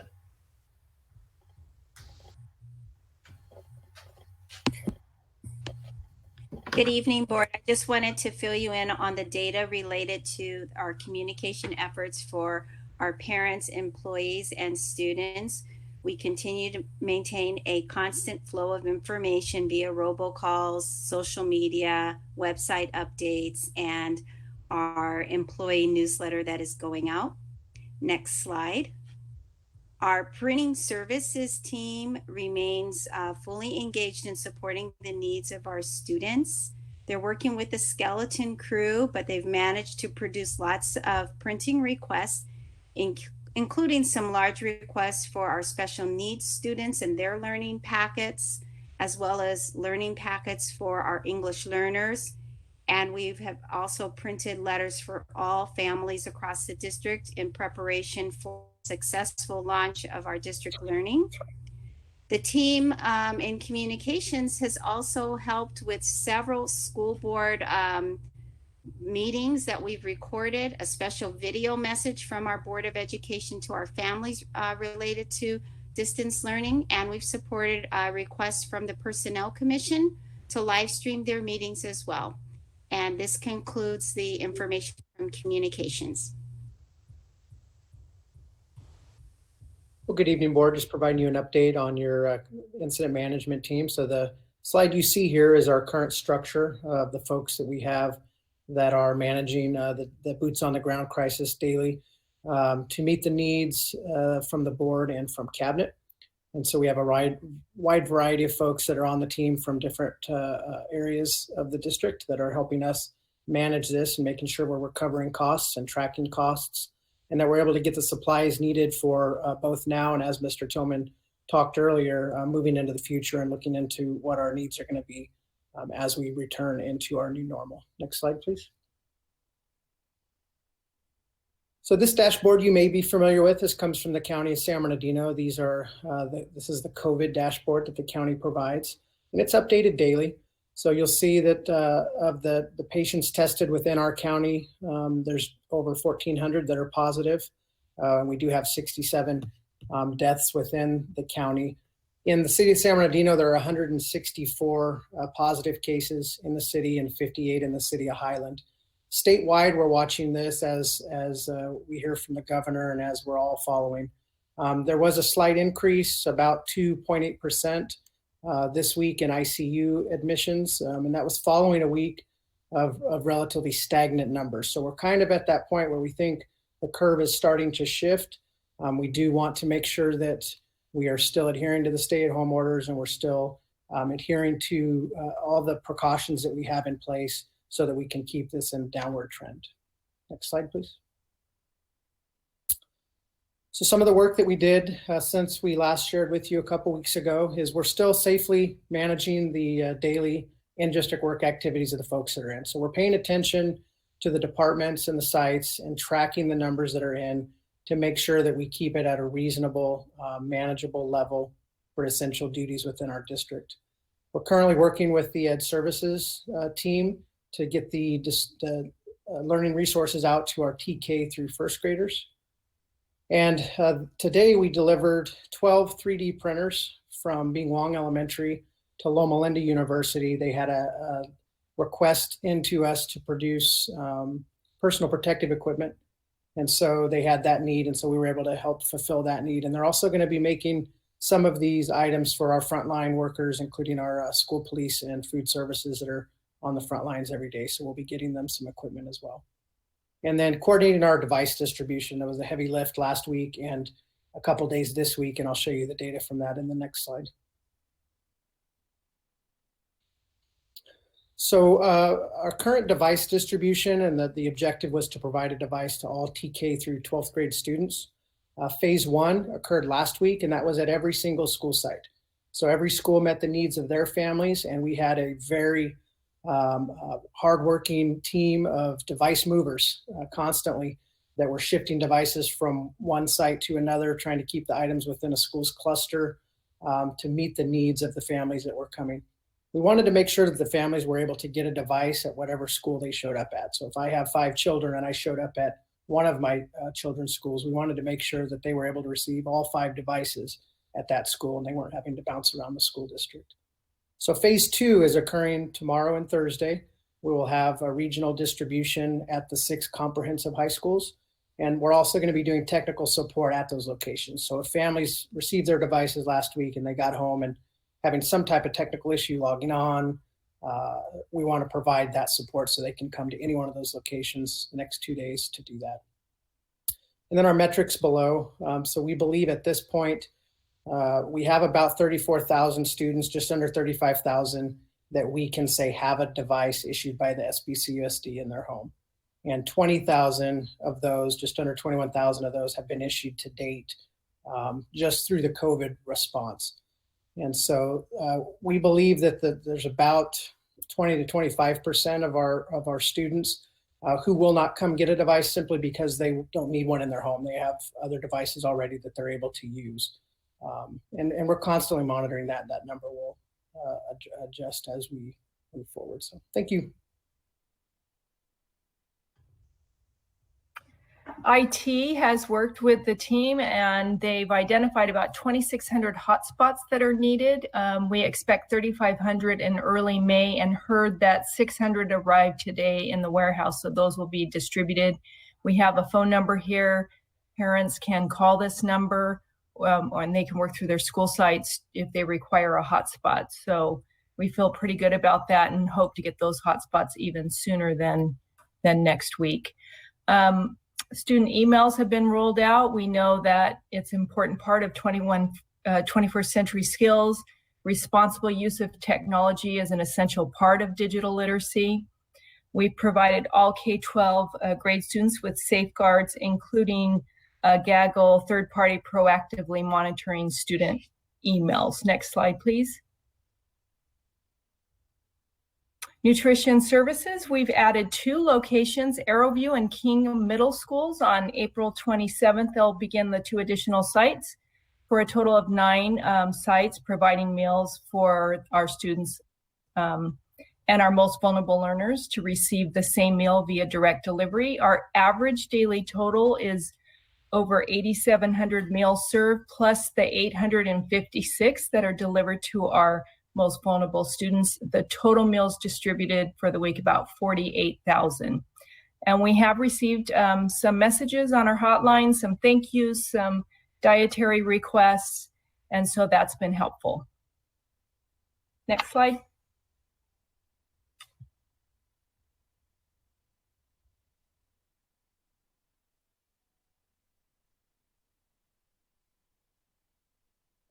Apologize, I was talking and I forgot I was on mute. Okay, I'm back. I apologize. Well, so good evening, board. I'm pleased to update you on the work of the Special Education Department. Just a reminder that the district is still held accountable to state and federal legal mandates to the greatest extent possible. And so this means we have to really make an honest effort to provide services and meet legal requirements outlined in the Individuals with Disabilities Act, IDEA, to the greatest extent possible. And so this work is a shared responsibility. This slide outlines what that shared responsibility looks like in terms of the Special Education Department and then our school IEP teams. So the Special Education Department has been very busy developing guidance documents, then training staff and principals and site leaders, and then they'll be monitoring the implementation. Examples of that work include a compliance calendaring plan. Sites have already been trained on that. They just finished up developing a remote IEP guidance, and they're finalizing a service delivery model guidance. Those two things will be shared with our unions, and then we will finalize them and then train up our school teams so that they can implement them. And then the special ed department will monitor the implementation, and all of our guidance documents are based off of state and federal mandates. And then the role of the school IEP teams and their responsibility is to prioritize and schedule the remote IEPs for the students whose IEPs needed to have been addressed from the date we closed schools, so March 13th through the end of the school year. So they have a process by which to do that. They are to be connecting with the families that they serve at their schools and scheduling those IEPs.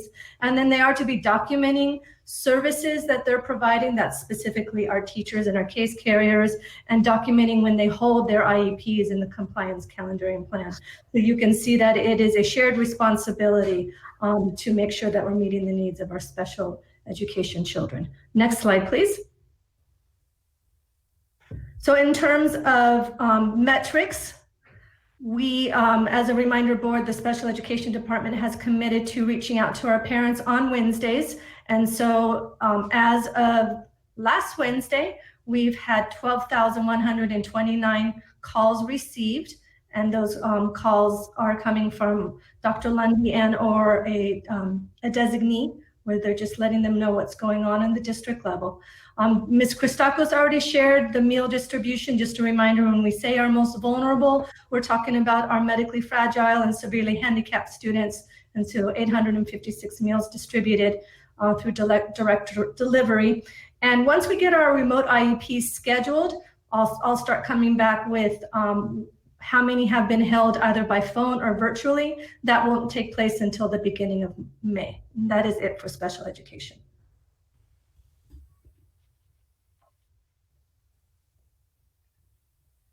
Good evening, board.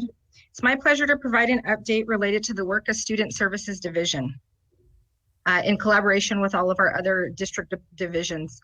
The update tonight will specifically address the support that our families are being provided related to distance learning and the mental health supports that are being provided to students, along with data related to childcare, student participation, and bullying. Next slide, please. The following slide outlines the ongoing data that will be shared during future board presentations.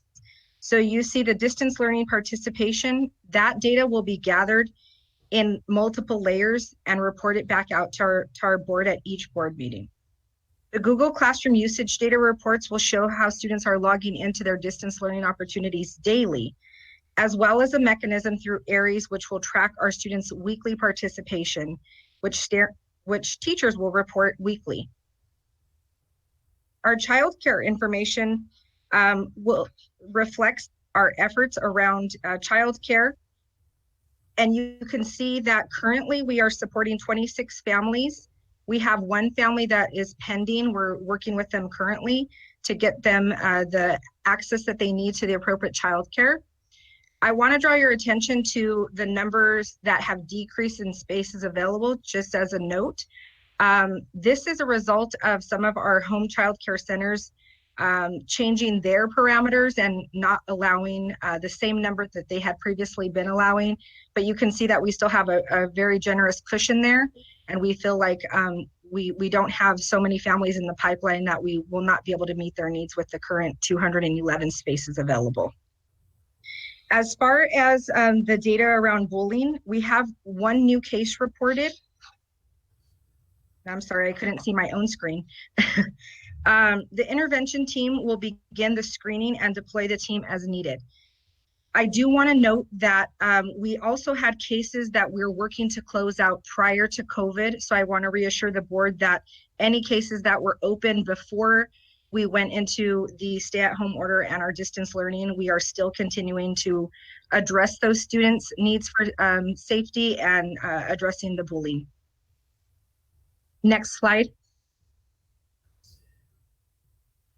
That brings me to The various information related to parent workshops. We have quite a few things going on.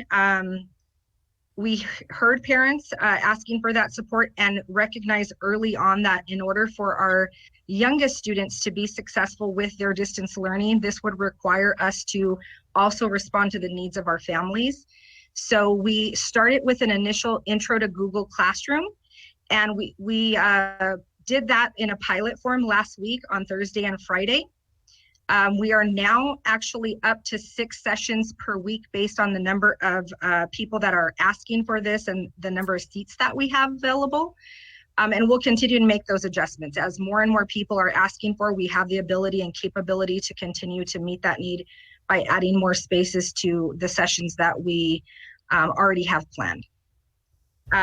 Something really neat that came out of the sessions that we've already held is this question and concern and comment around how do I access ARIES? So in response to those questions, we put together a workshop around ARIES and helping parents navigate that.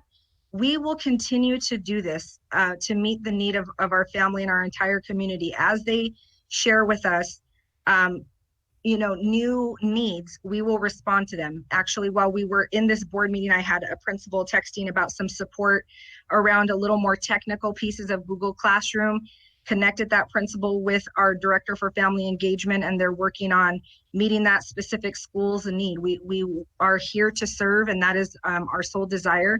So we will continue to build and offer parent workshops as they are needed. The other piece that I want to draw your attention to is the parent resources. Dr. Mitchell brought that up last week, and I just really, for our community's benefit, wanted to keep including these resource pages in our workshop. In our presentation, so that parents know where they can go for workshops. And we are, as well as putting this on our district website, getting information out on all of our social media. We're holding out all the stops to ensure that our families have this information and we're able to provide the support that they need. Next slide. So board, we shared this graphic with you before, but as a reminder to our community, we're going to provide it again because I want to make sure that all of the folks who are watching see that there is a very clear process. If you need anything, we are here to help. And so normally schools have a referral process that ensures students receive the services needed. During the COVID event, we have streamlined the process to ensure families receive all the necessary services in a one-stop shop process. So as school administrators and staff discover that a student or a family has a need, they'll refer that family or student to the counselor. The counselor will determine if the need can be addressed by the school site, by either the counselor or any other support staff on campus. If not, then the counselor will refer the family to the Student Wellness and Support Services team. The Swiss Wellness team will contact the family and determine all of the family's needs and services and complete the necessary referrals in district or with our community partners. And I'll share updated data related to those referrals on my last slide with you this evening. We can move to slide 20, the next slide, please. So as we shared in the previous slide, our counselors play a primary role in supporting the mental health of our students. The roles and responsibilities that I'll be sharing with the board tonight were developed collaboratively involving our counseling team, as well as SBTA representation. The example that you see here outlines the essential role of a high school counselor in our new environment, broken down by the 3 areas of support that they provide to all students. So you see that our counselors serve a multifaceted approach and meet multifaceted needs of students, broken down by academic in the blue, college and career in the green, and social emotional in that peach color. And so what we've outlined is specifically what counselors will be doing in each of the tiers of support. And these are their essential duties. All counselors will be engaging in these type of activities. So academically, they will be providing articulation support, so support for 8th graders who are transitioning into 9th grade, They've developed school counseling websites in their own Google Classroom so that they can meet the needs of students that way, as well as doing things around the college and career piece, like reviewing transcripts and supporting access to A through G credit recovery.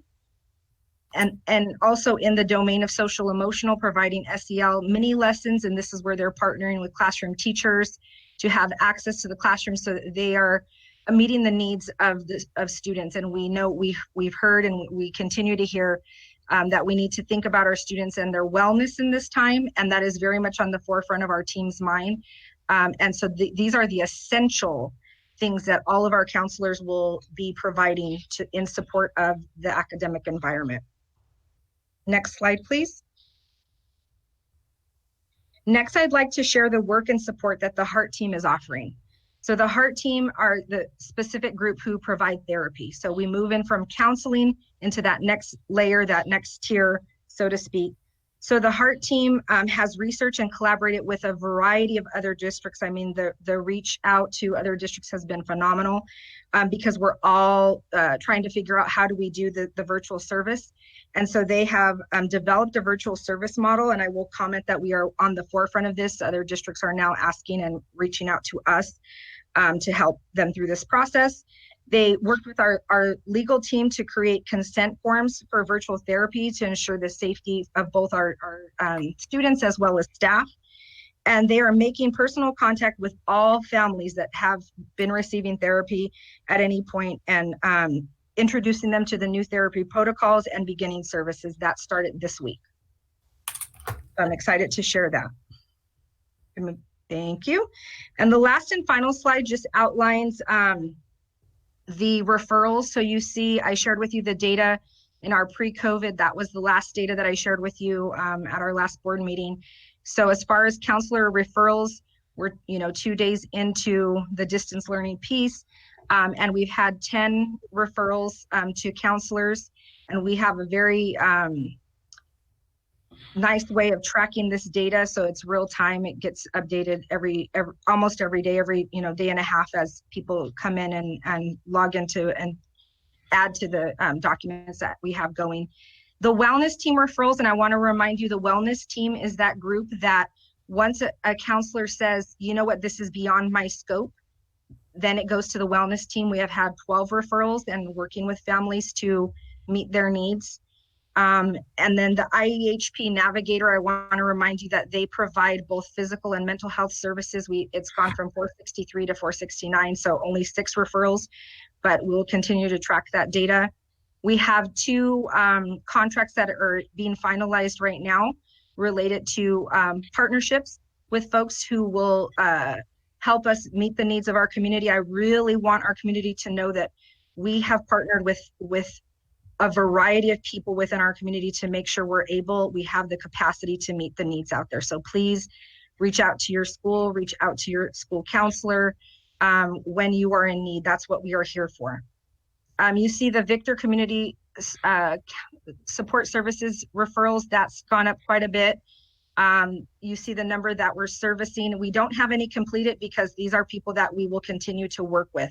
You will see eventually folks go into that completed pattern, but it will probably take some time. As you can imagine, the needs are on an uprise right now. And then just wanted to provide some data around the HEART team. So our therapists have currently, the caseload of 109 have been personal contact with 95. They're still working on some of those personal contacts. And then we have, tracking the data so much so that we're seeing the number of families refused, which happens occasionally. But, we do our best to ensure that if there's a referral, we're seeing it completely through. And so we're pleased to share that data. I thank you for your time and allowing me to provide these updates this evening. Thank you so much. Thank you, Dr. Perez. And Dr. Mitchell, I know yours is usually the meat of it all, tying it all together. And we have our board members. I want to ask, starting with Dr. Flores and Mr. Gallo and Dr. Hill and Ms. Medina, and your questions were probably on the previous slides? Yes, mine is. All righty. I would like to ask, well, first of all, thank you so much, everybody. It's really how do I say, that's a lot of work. Everyone has done tremendous work. It's just very uplifting to know that you're there and that you guys are doing such a great job. It really, really is. And my question is for Janie. And Janie, I'm so thankful that you are including King and Arrowhead as other sites for distribution of meals. It's still gnawing on me because we have 49,000+ students, and we're only providing like 2,400, and then we multiply them by 3 or 5 or 2, and it still doesn't even come close to all the kids that we were feeding, every day. Do you happen to have the total number of meals, that breakfast and lunch, that we were providing before the COVID? Yes, we were providing almost 40,000 meals a day. Yes, so it's worrisome for me because as we move into more and more weeks, I'm not kidding you guys. I wake up at night thinking about the kids and our families, and do they have enough food, and so forth. And as a professor, I did a lot of student teaching observations, so I know our schools really well. And I think about Rio Vista. I think about Salinas. They're far apart. I think about Vermont. I know we have I know we have Muscoy, but Vermont has over 700 kids. And so I just am really concerned. And if it's 40,000 meals a day, and we're only doing 2,800 or almost 3,000, where are the rest, the 37,000 other meals? So I just want you to keep that in the back of your mind and in your heart, in terms of what we need to do. Thank you. Absolutely. Thank you. Okay, Mr. Gallo. Yes, as some of you know, I've had a sister. I do have a sister that works in this district as a kindergarten teacher for 36 years. And I was wondering if she could avail herself to some behavioral health services after figuring out how to do these Google classrooms and get all of this stuff going. I hear from teachers that they've never worked so hard on trying to get this distance learning stuff, really, and they're very conscientious about the work that they're doing, trying to be innovative, trying to design their critical kind of engagement exercises to do and things. So I really got to give it to our teachers. They really are doing an admirable job here. This is a complete shift in the way that they probably learned and grew up on how to teach, so to speak, and now we're throwing them into a digital environment in the 21st century that is requiring some of them to probably put their hands on a computer more than they ever have. And I'll tell you, I'm seeing some really innovative lessons and hands-on project-based activities that are simple to do, don't require much material, and just kind of fun things, doing videos, doing all kinds of really fun things like that. I know Dr. Mitchell's probably going to tell us some of that stuff as he pitches through this Google Classroom stuff, but I just had to make that comment about the real I think movement that we've seen our teachers go to in seeing that our students are provided with the best instructional practices that we can initiate. So I know that some of our parents might be frustrated out there, as we kind of heard in some of the comments and things. And by the way, I'm sure we're going to reach out to some of those people and share some of the data that we've already heard about, like tomorrow's and the next days at the various high schools, giving out computers. One was asking, I remember, how do I get a computer? When am I going to get a Chromebook, or where do I get one? So we could reach out again, maybe to that individual. And, I think the operative word is, we just started this a couple days ago, right? I forget the exact date, but I want to say the 15th, but yesterday. Yeah, it's only been the day. So, we're only a couple days into this, and this was wholesale new instructional developments that our teachers are developing. So it'll roll out and get better and better as we go, I know, and just want to applaud our staff and also students who have been participating in this as well. Thank you. Dr. Hill? Thank you, Madam President. I just have a couple of comments. And one, I just want to say thanks to all of you for all the hard work, your dedication, and the work you're doing in the district. I think the message that we heard from one of the teachers, Ms. Wyndham, probably shared the message for all of you, because I know that you are home working hard, trying to get things going. I did want to first address Dr. Flores. Dr. Flores, we want you to be able to sleep at night, but want you to know that PAL Center has, they are a food station, and they're right around the corner from Vermont. They're probably closer to Vermont and Muscoy, but they opened up their other building, which is on 19th Street, almost directly in front of Ingram Elementary School. So that's two more sites. And of course, we know Project Fighting Chance, which is down by Mount Vernon Elementary School. And there are many others. A lot of people out there are providing food to our young people. So I just want to let you know that there are those avenues for young people to get food. As I listened and I heard you, Dr. Perez, talking about the parents and that you're going to do some type of training for the parents, I just like to recommend when you train the parents, ask that a student be next to them because our young people really catch on very fast. So when you talk to a parent, go through the routine with a parent on how to do something. This is a good time for the student to also become a coach to the parent. So you might want to make that recommendation. And the other thing is, I'm pleased when I see the teachers, when I see on social media people complaining, not complaining, but they're frustrated because they can't get something. And then there are other teachers who say, don't worry about it, I'll help you. So I just want to commend those teachers for giving their extra time to help the fellow employees. But I don't know if you had considered at some point doing a parent survey.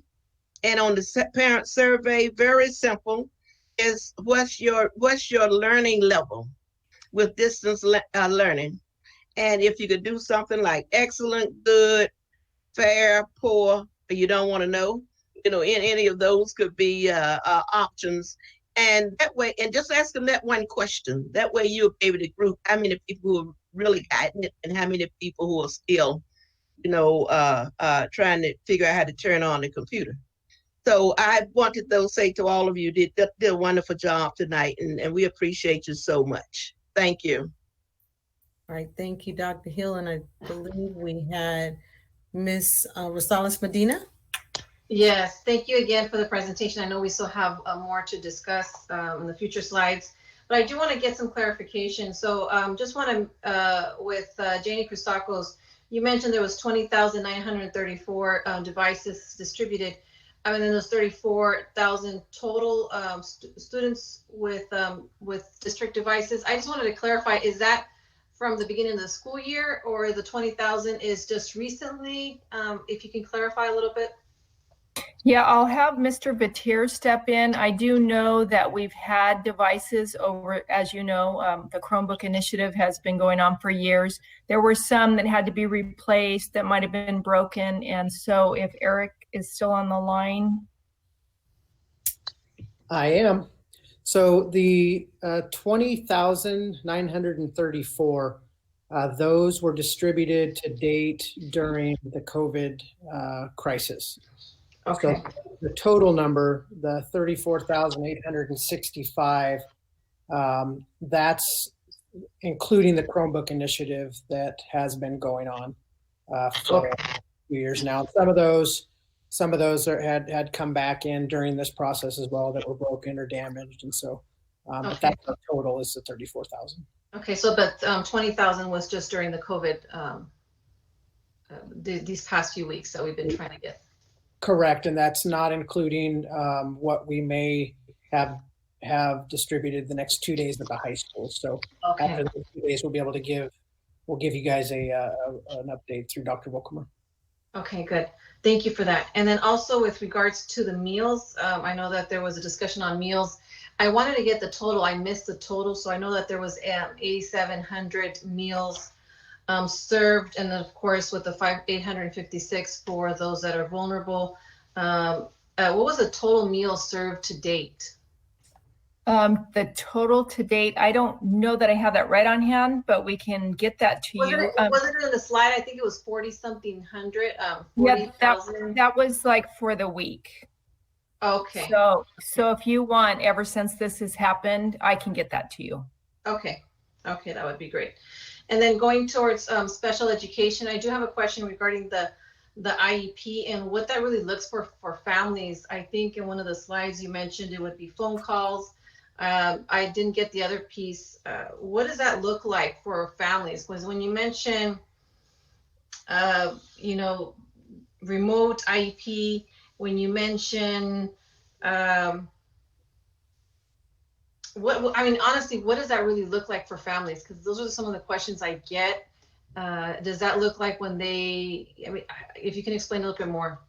Sure, absolutely. So what's happening right now, our IEP teams at our schools are calling the families that fall within the range from March 13th when school closed until the end of the school year, where they were to have an IEP, whether that's an annual or triannual, or the parent has requested an IEP. So that's the target group that the schools are calling, and then they're asking the parents. So your IEP is upcoming. You have some choices. Do you want to have a phone IEP? And so they can do that, and they would set up the IEP, and it would be through phone. So telephonic. That's not the ideal, but some families, that's what they're asking for. The ideal is to do like what we're doing right here, where they would have a virtual IEP. And so in order to do that, of course, then the team would work with the parent to make sure that they have an email address and get them all set up and make sure that they can actually hold this actual IEP. And that's going to take some time to make sure that we can actually do this remotely, because we don't want to frustrate parents and we don't want to frustrate staff. But now we have a process by which we're going to be able to get those IEPs signed and all of that. And then the IEP would be held. We're going to use DocuSign. And so some of us are familiar with DocuSign. It's a secured way to sign off documents. You might do them for a loan or those kind of things. It's all done digitally. So that they'll get their IEP signed, and then they'll get a final copy of it when it's all done, and that'll all be emailed to them. And translation will also be included in all of that. So you can imagine that there's a lot of back work the team has had to do in order to be able to hold these remote IEPs. And there are some families, Ms. Medina, that are saying, I don't want to have an IEP right now. I want to wait until school comes back into session. And that is also their option. It's our responsibility to document that, that we have reached out to them and that the family has elected to wait until school gets in session. So there's 3 different ways that they can do the IEPs. We're hoping that most of our families will do virtual IEPs, because we are cognizant that when school does return, those who haven't done the IEPs, we're going to have to get those in place along with the regular IEPs that would have to take place when school did start. So the more we can get done and keep on track, the better for the students, the case carriers, the families. But the schools are going to be working directly with their families to meet the need wherever the family is at with that particular desire. Does that help? Yeah, and does that include, like, for instance, you mentioned medically fragile as well as severely handicapped. Are there items that they will be receiving? Are there any items that we should look out to help support with that if they need to have something delivered to their homes? So the case carriers or the teachers have been reaching out directly to those families, and they've been working with them.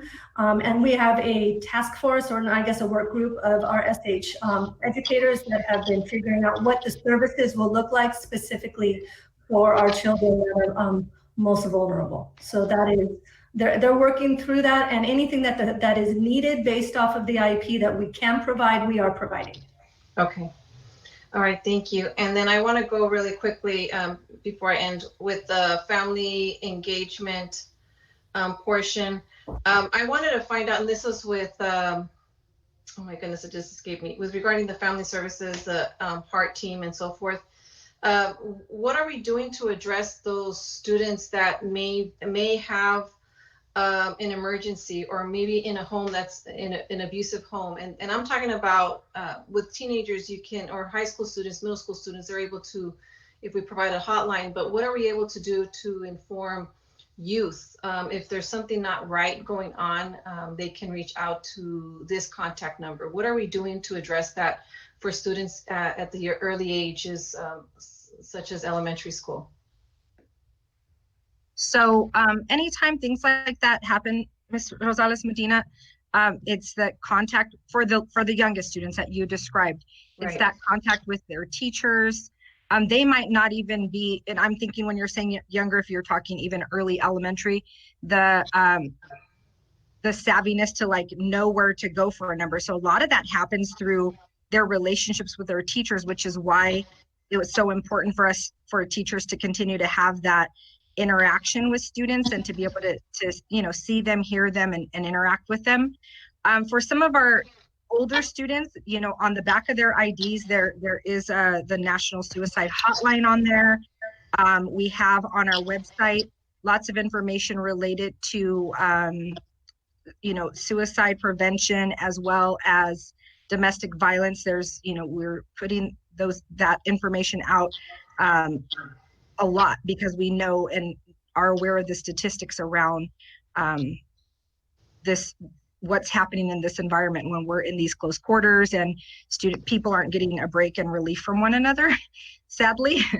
But that is definitely on our team's mind. So when our counselors or psychologists, when they know that there's already instances for some unrest in the home or instability, that's why we're making these personal contacts.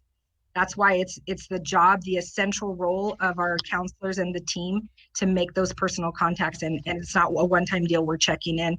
There's a regular rotation of that, just to more contact better.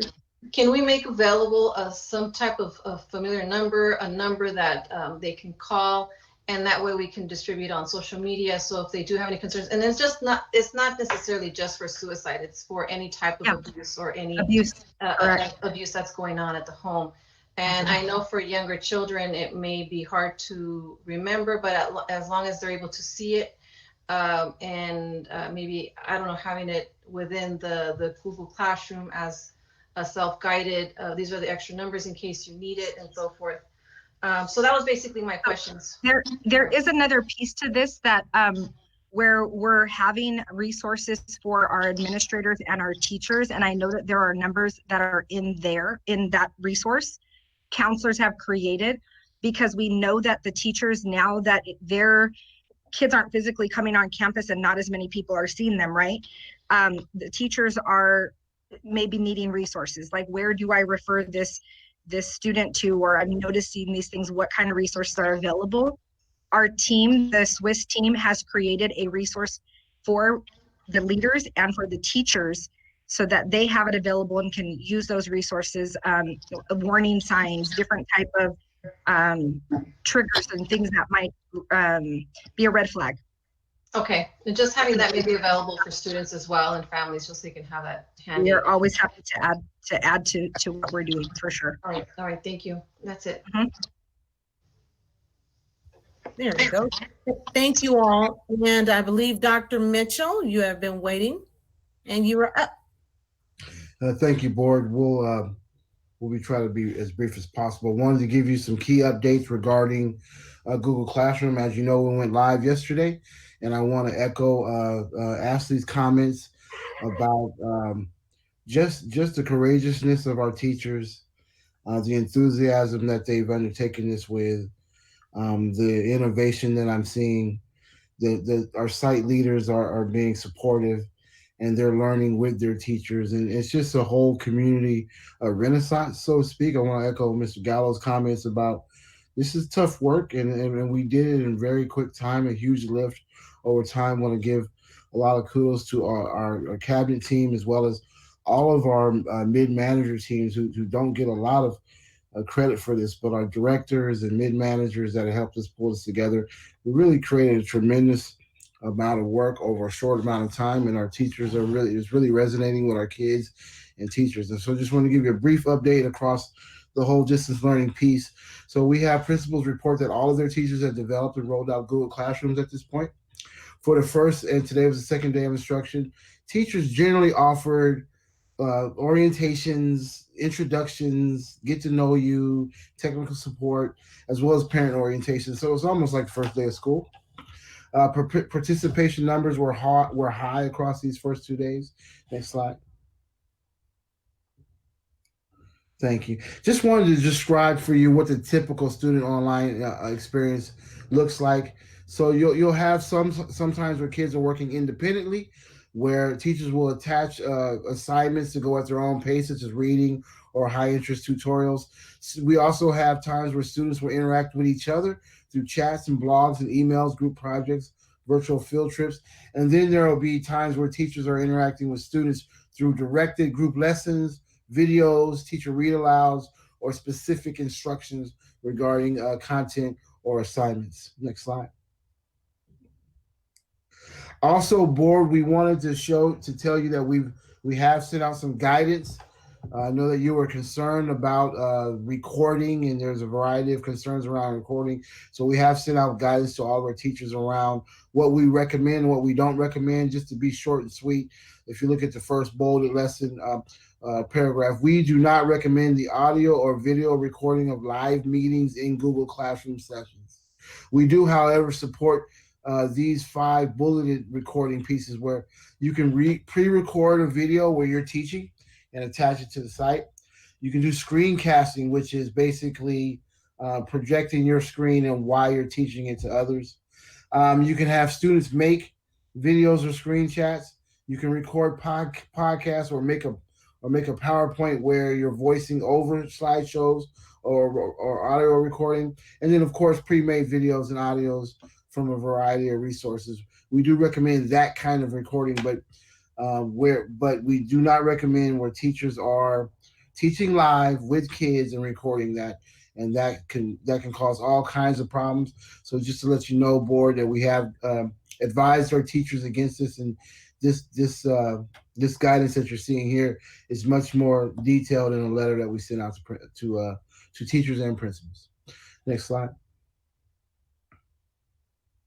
We wanted to let you know that initially when we got started, we created 5 work groups that tackled various aspects of getting online instruction up and running, and they worked for 2 weeks over the spring break. Since then, the teams are continuing to meet, and now they're shifting their foci to address emerging needs that are coming out of the field. And so the groups, we've collapsed down to 4 groups. We still have a group meeting around and addressing the professional learning needs of our staff around Google Classroom, and actually offering a little bit more advanced coursework, more coaching support coursework, or more targeted or differentiated coursework depending on the level or need of each of our teachers. We still have work group number 2 around curriculum supports. This group is still looking ahead of where teachers are to ensure that we are aligning the scope and sequence and the curriculum supports to a digital environment and continuing to look ahead. I sent a chat earlier that we are preparing ourselves to do distance learning through January if necessary. We've already made the decision to provide summer school this summer using a distance learning format. I'll talk about that later. So we're ready, board, to respond to where the state and the nation will go in terms of our social distancing.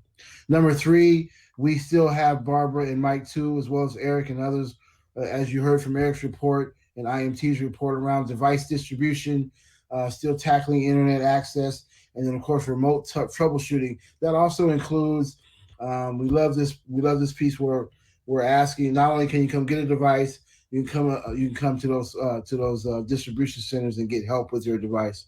And then number 4, I'll go into more detail with this later, really having a detailed or a targeted focus on our high school seniors who we believe are our most vulnerable right now. Of course, vulnerable is contextual, but in terms of a K-12 system, we want to ensure that we know we have a group of kiddos out there that are seniors that may be lacking maybe deficit with credits. And even if they're going to school, they may have gotten more interactions and reach outs with adults to encourage them to keep going and get their credits. But in this kind of environment, you really could lose a lot of kids. And so we're really focused on that, as well as other issues that the high school principals are involved in. We'll get into that later in the presentation. Next slide, please. So speaking of high school seniors concerns, and so as you said, our first priority with high school seniors is to reach out to seniors who are in need of credit. So this week, board, we are sending a letter to parents of seniors, and we will attach that senior's actual transcripts. So they'll get a copy of their transcripts. They'll get a copy of our graduation requirements as well as A to G requirements. And we're going to say, parents, be advised, parents and kids, be advised that although kids are held harmless in terms of grading, this does not help you in terms of credit recovery. So we need to really distinguish that we don't want kids to get mixed up to thinking, I can't get hurt, but you certainly got to still earn credits for our high schools to graduate. So really sending that message. And we thought that if parents can actually see their kids' transcript, it may put some fire in the house if parents weren't really sure. Because, you know, we all have young adult children that you can't quite get the full transparency from. So you wanted to eliminate that by giving parents an actual copy of their transcript. And then of course, our credit recovery teachers, we have them all online now with Google Classrooms with A+ and Apex. That's both A to G coursework online as well as just simple credit recovery coursework online to get our kids graduated. Remember, our intention before COVID happened, our major push was to maintain our graduation rate, reduce reliance on A+, which is non-A to G, and increase A to G completion rate using A to G level online curriculum. And it just so happened that COVID actually accelerated that work. So I want to share a little bit of that with you. Next slide. So in terms of our kids who are credit deficient, with counselors evaluating transcripts right now and reaching out to individual students, the current teachers of seniors, we're asking them to encourage their seniors. If they're getting a D or F right now, it's a great time, because remember, now this is where this whole held harmless comes into play. You can only improve your grades. So if you're getting an F or a D right now, it's a great time to improve your grades with your teachers. And so we're sending that message. And of course, our site registrars are critical to making sure that we post grades as they come in. Next slide, please. Okay, and so here's the other piece. This is what I was talking about earlier around sending out a letter. That letter will go out alongside students' actual transcripts. So we're trying to hit it from, we're asking teachers and counselors and current teachers and recovery teachers to kind of engage kids. And then we're also sending the letter to parents to engage parents to make sure that kids are getting pressure from both sides of the world that they live in. And so we hope that that's will be effective in making sure that we get our kids graduated on time. So I know that we're all looking forward to graduation ceremonies, but some of our kids, we got to help them get there as much as we can. And so these are efforts to do that. Next slide, please. The other thing is summer school. So here's what we're proposing for summer school. We want to create an 8th grade, now that we're online and we don't have to worry as much about facilities and we're in an online virtual world. We've already made the decision to transition brick and mortar summer school to an online environment using distance learning. Of course, we believe that we won't have the stay home order will not be removed by that time. So we're proposing this, is that alongside our regular summer school that we normally offer, we want to offer summer school for all rising ninth graders to provide them with 4 courses. One is a math refresher. Number 2 is English refresher. Number 3 is a study skills class to help them be successful transitioning to high school. And number 4 is just a college going career orientation. So we are thinking, and we're thinking this through and working with all of our partners in planning, including SBTA. We're just thinking out loud right now around, wouldn't it be great to take an opportunity to orient kids on our pathways, to help kids do kind of a strengths finder so they can identify their strengths and talents as they go into high school, to give them a full A to G crash course along with their parents to make sure that they're able to take control of their futures by having their A to G plan with them even before they get to high school. So it's our hope to use this ninth grade pilot kids to double our current A to G completion rate. Right now we're at 36% A to G completion rate. We're trying to get this current ninth grade class up to 60-65. So that's our goal, and so we're going to use this current year summer school rising ninth graders to do that. Next slide, please. This is the next. Okay, thank you. This slide really talks about our regular summer school. So we have, this is our goal: maintain grad rate, reduce the reliance of A+, and increase in A to G completion. So our current ninth graders right now, we know that we're looking at a 50% DF rate amongst ninth graders. So that means they're already going into 10th grade credit deficient. So this summer, we'd like to replace those courses with A to G online curriculum, which is APEX, with the goal of replacing those missing credits, and so they start as full sophomores, as opposed to credit deficient sophomores. So starting early. Then our 10th and 11th graders filling in coursework that they're missing from ninth grade, and then of course, and then we're looking at adding some enrichment coursework. So African American literature, Latin American literature, journalism, coding, things that can require A to G coursework, while also tapping into the interests and talents of both our teachers as well as our students. We now have that ability to do that through distance learning. And then of course, having a clear focus for our English learners in summer school and our special education students as well. So the online environment is allowing us to be more innovative, progressive, and actually more aggressive with providing supports to our kids. Next slide. Puppy's moving a little slow. Board, this is an overview sheet. I know it's small. I'll make it a little bigger there for you. This is a course description of all the courses that we've offered to our educators. And we started out real simple with Google 1, Google 2, as well as supports for demo teachers. And this is like the course descriptions for the courses that our teachers have taken and are taking in preparation for virtual learning. Next slide.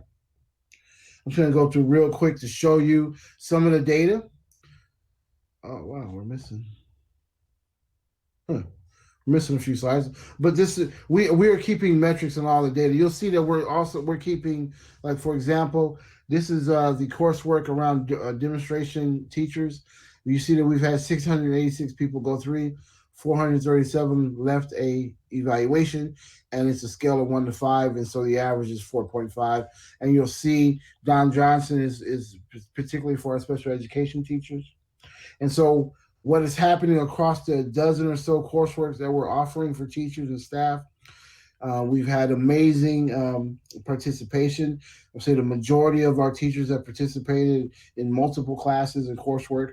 I want to give a real big shout out to our program specialists and our teachers and demonstration teachers across the district that have facilitated these trainings and have been models for their peers. I want to echo Dr. Hill's sentiment around what we're seeing now is a real collegiality and camaraderie around rallying around some new learning, and so in many ways we've taken this crisis and come closer, as what most crises do for staff. Next slide.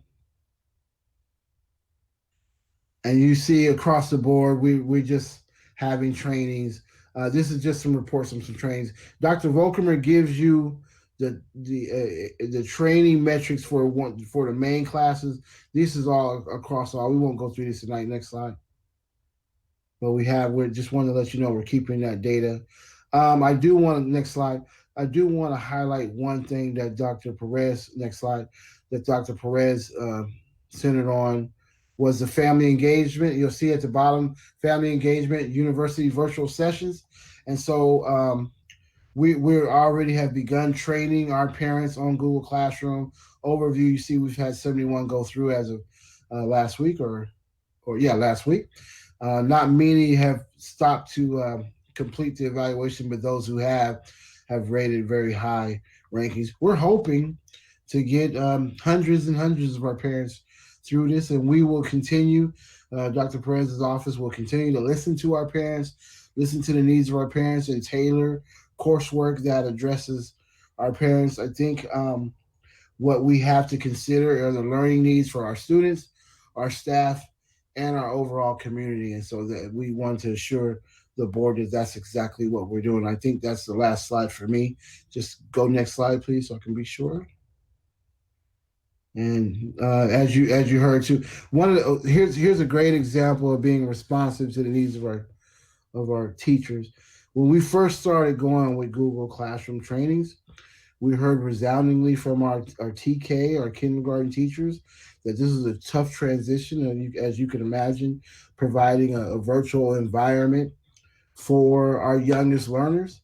And so in response, we've had many of our demonstration teachers and other kindergarten teachers that were familiar with this environment actually help us design coursework for our TK kindergarten teachers. And so in just since the development of that last week, we've had 417 people go through. And so what it suggests, board, is a deep desire of our staff to meet the needs of our kids. And it also shows how we can come together and be collegial and collaborative across divisions to meet the needs of this community. So just wanted to share that with you, board. Thank you. Those are my comments. Sorry. Thank you, Dr. Mitchell. Great presentation by all of you. A huge, huge lift, and we're learning more and more and seeing a lot as we go. I believe there is a comment from Mr. Gallo. Thank you. I don't know that I heard any discussion about scholarships resuming for our seniors this year. I know there was question whether or not the district was going to be facilitating those scholarships from the variety of community-based organizations that are out there. And Dr. Volkemer, were you going to report that later or talk about that at all? He can report on it. Sorry. I am going to report it under my comments. Okay, great. Yeah, thank you. Okay.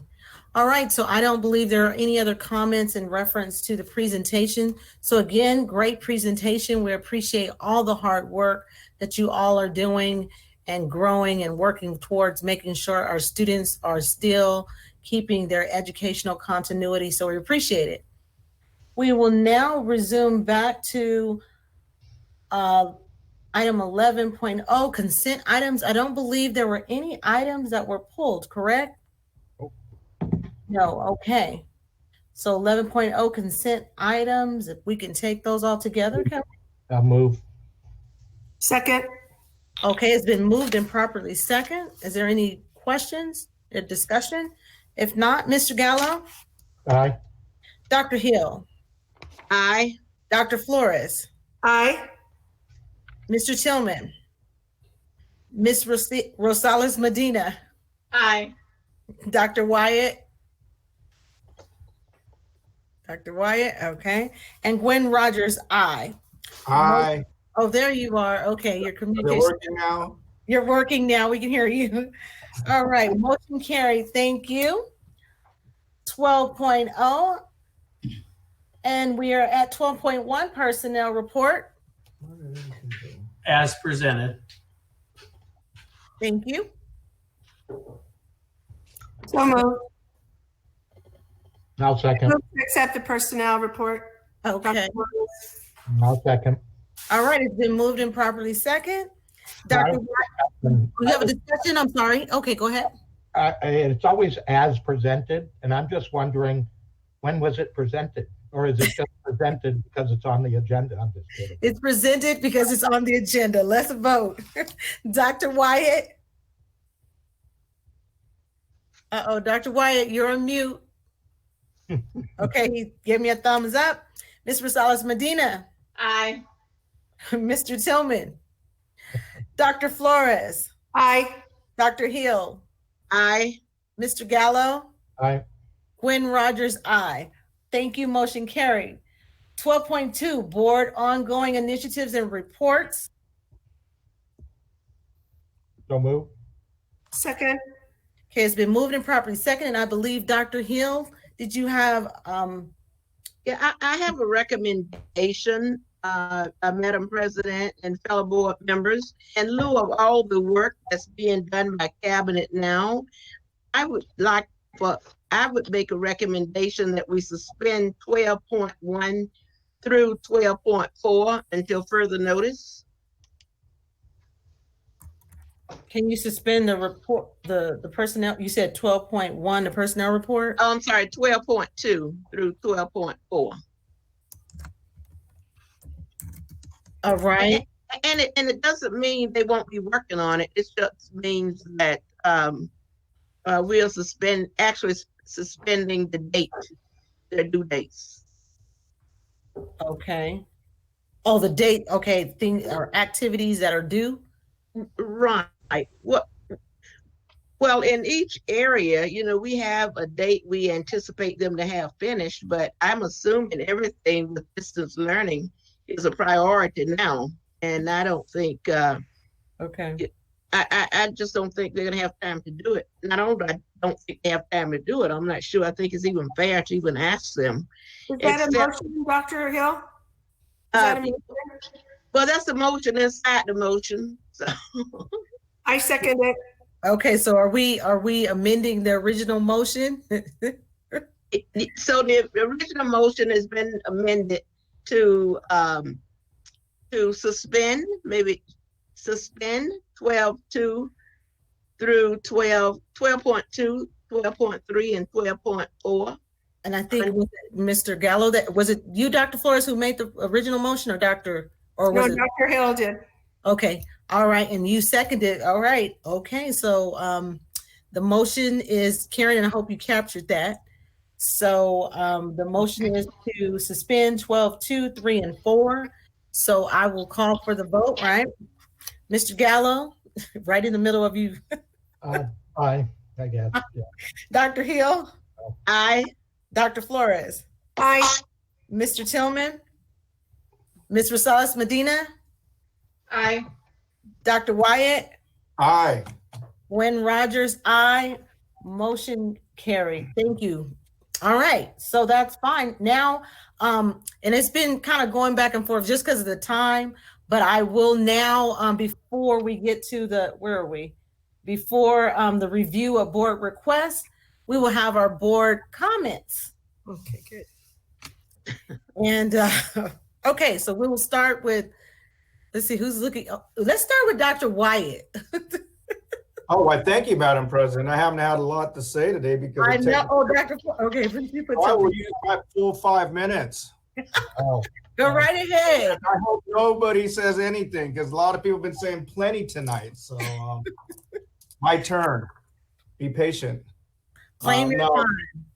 First of all, thank you to everyone and all the great presentations. That was a tremendous amount information. And I did see from Dr. Flores a request to have the COVID-19 update report sent to us in its entirety, so we can review that information and all the great work that our staff has done, during this distance learning process. And there was a lot of conversation tonight about our LCAP and funding and all that. And I think the best outcome that we're going to see from this is greater family engagement and involvement and working together at our LCAP meetings. I know most of us, if not all of us, have been at those LCAP meetings.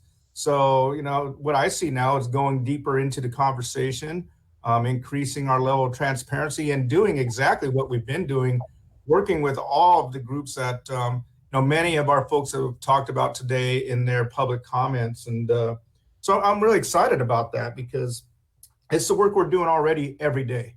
I know it is. We just saw it in all the presentations that we had, tremendous presentations. One of my biggest concerns, and I didn't see it as much in public comment, and Dr. Menardez did a great job, and I know Ms. Abigail Medina Rosales talked about too, and that's our students with disabilities and ensuring that their needs are being met, not just now during this crisis, but in the future. Again, looking at them and how we increase spending there. And you already know, for me, social emotional learning and wellness is a top priority. So when our advocates out there and our community supporters are out there, asking for increase in spending or increase in attention and prioritization of all these key issues that they're talking about, we're doing that. We'll just do it to a deeper level and greater transparency. So I'm really excited about that. So I'm looking forward to our increased partnerships that we already have, and for us working together to do a great job. And like we've said, coming out of this better than we went into this. We're already better now than when we went into this, because we've learned things that we never knew how to do. Our staff have learned, literally, you talk about crash course for our kids and parents, crash course for our staff as well. From every level, from the board to the admin to our superintendent, Dr. Volkemer, everybody, this has been a crash course for all of us in learning, and me as a parent and my son as a student as well. So, and I definitely want to end on the note of safety for our students in our community. And, we had some great discussion and support about our school police department. And I think every one of us supports them. That is not a question. And it's just how do we continue to fund them and do it transparently. So we look again at that and making sure that our public and our community understands what we're doing. We appreciate them as much as we appreciate any of our other staff that, we support. And again, I thank all of you for supporting our CSEA folks right now. I know, that we, some of us had some really deep feelings about that, but the bottom line is we support our staff and we appreciate them. So, thank you to all of you for doing that. I could probably talk a lot more, but most of you have covered most of the concerns that I've had, or most of the questions that I've had. I'm sure we're going to hear more right now, but that's it for me. And I'm just glad I was able to get my volume back and my microphone working. So I can finally say something. Great. Thank you, Madam President. Thank you, Dr. Wyatt. Dr. Hill. I really couldn't believe he really took that 5 minutes. But, how long was it? I want to know. At least 5 minutes. I just want to say again, thanks to the staff, to everyone out there who's doing a good job. And board, thank you for all of your support of what our district personnel is doing. I'm just going to give 2 quick shout outs. One to maintenance. I saw the lawnmower at Sangonia High School yesterday. So we needed the rain, but it sure did make our grass grow. So I just want to thank maintenance for getting out there doing the lawns. Then I want to also share with Ms. Barder and her team communication. I'm just loving all of the social media bits. And I also want to say thanks to our President Rogers and Vice President Wyatt for their wonderful video. You did a great job. Really appreciated that, and I know so many others did as well. And my last one for the principals and the site staff, please keep those videos coming. I just love it when you do the videos and sharing them with your students. I know they appreciate it as much as we do. So just thanks to all of you. It's a hard job, but we're getting it done. Thanks. Thank you. Dr. Flores? Let me see. Okay, here I am. Yep, we can hear you. Okay. I just want to, I have 4 things to say. I want our police to know that I appreciate, support, and value you very much because you're important. You're very important, and you keep us safe, and you protect us. You protect all of us, all our community, and it's highly valued. And like Dr. Wyatt said, you know, we need you, and we will figure out how to address all the funding and so forth. Secondly, I look forward to our district convening a community forum of our stakeholders to address the issues raised by the Right to Resources report and to have a very authentic, courageous conversation regarding their recommendations. Thirdly, I think I've been getting comments and suggestions when we do go back and if we have to, use masks, that we have them design them so that they have their logo, their school logo on there. And if we're going to order them in bulk, then we can negotiate a lower price. So I think we should be starting to think about that. It would be wonderful. And I know we got that email from a parent or a community member that had, if we do go through with graduation ceremonies, she had the colors of each of the high schools and did an incredible design of the masks. Really beautiful, beautiful, shiny material. I really love that. So I want us to keep that in consideration. And 4, lastly, I just want to express my deep gratitude and love, true love, to all of our parents, our children, our students, our teachers, our counselors, our nurses, our classified staff, our rec aides, our everybody, our police, our administrators, our cabinet, because you are truly, truly doing an incredible job. You are our heroes and heroines, and I want to express my gratitude to my fellow board members. I see each one of you rising to the occasion. We may disagree, but we respect each other so much that we agree to disagree, but we listen to each other. And I also want to commend you, President Rogers. You're doing such a great job in leading us. I just want I want everybody to know that we value your leadership. So thank you.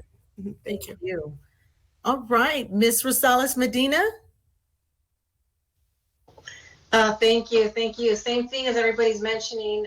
Thank you, Madam President, Gwendolyn Rogers, as well as Vice President Scott Wyatt, and the interim superintendent, Harold Volkermer. I have to say that I have been very pleased on how he's been working. So I wanted to say thank you to him and the whole team, of course, everyone involved.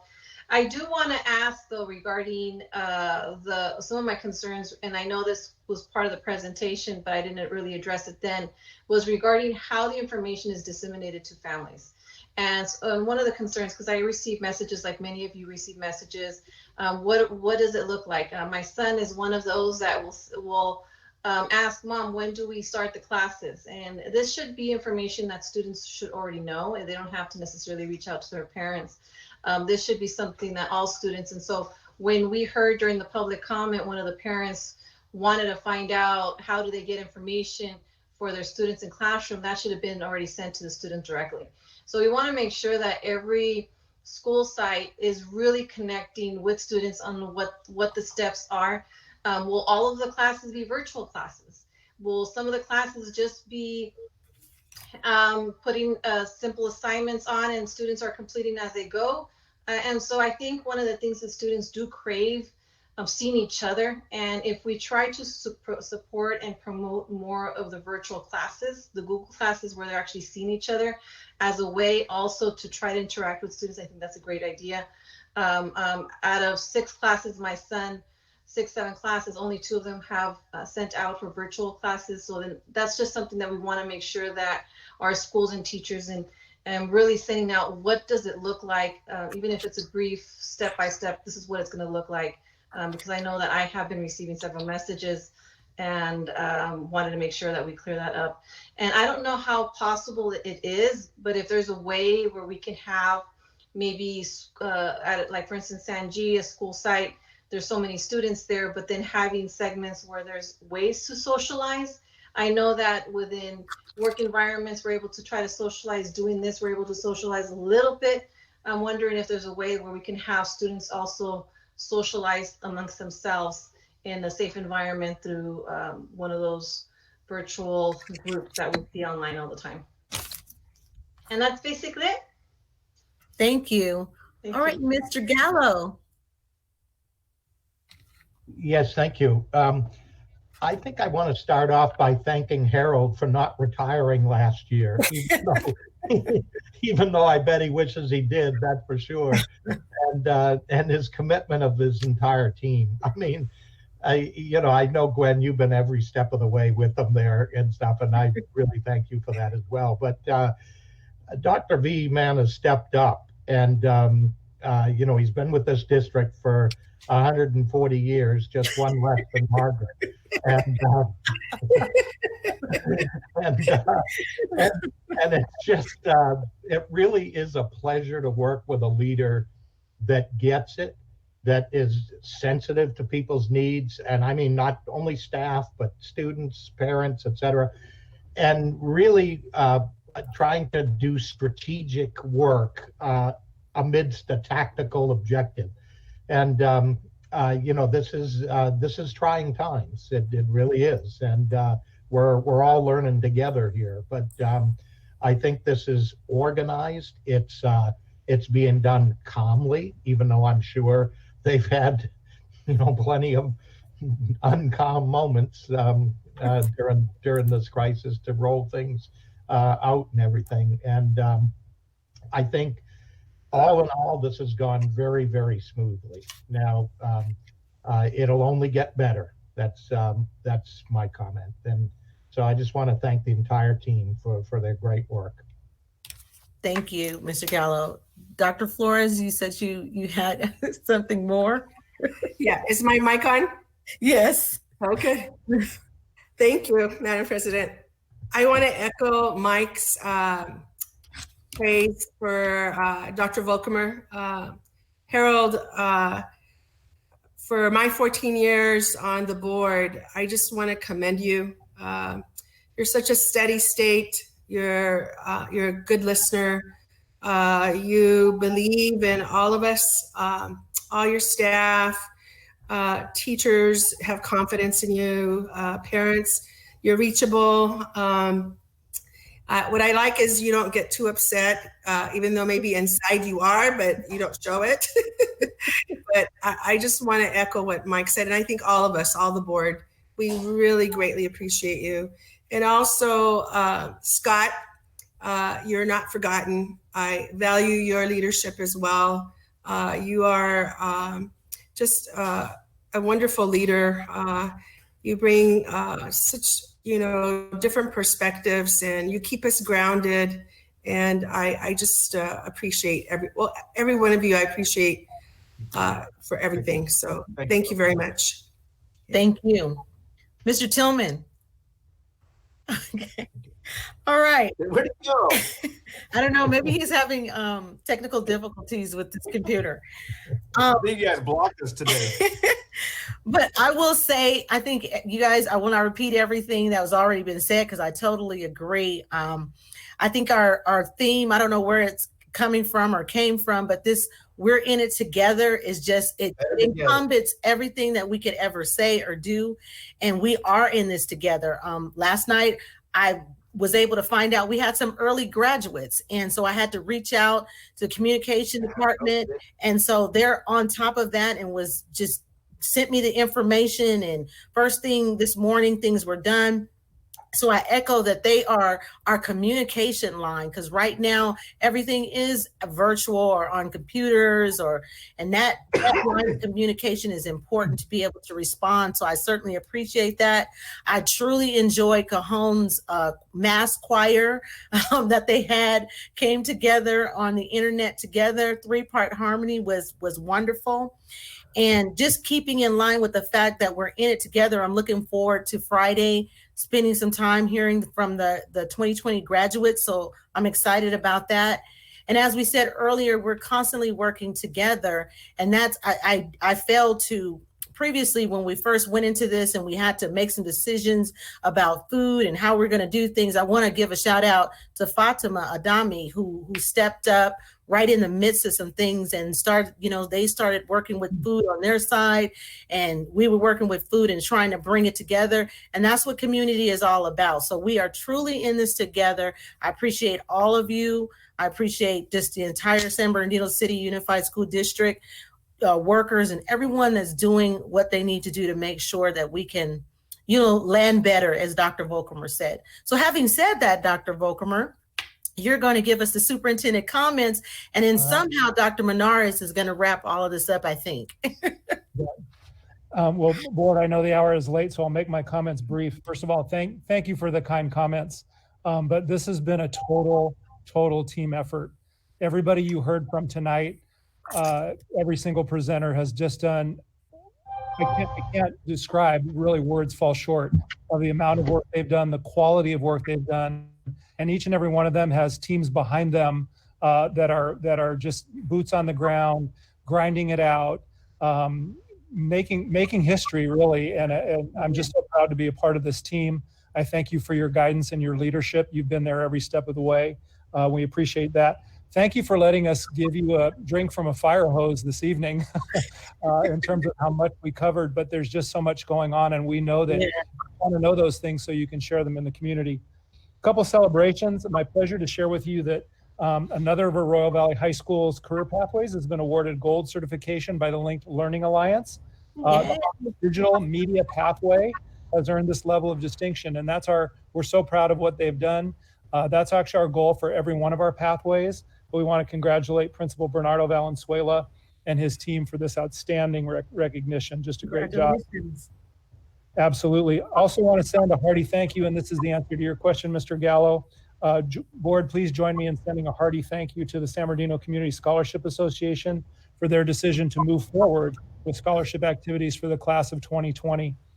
Really excited. These are much needed resources for our students, and we're poised to help them and support them as they move forward with our scholarship efforts during these very unique times.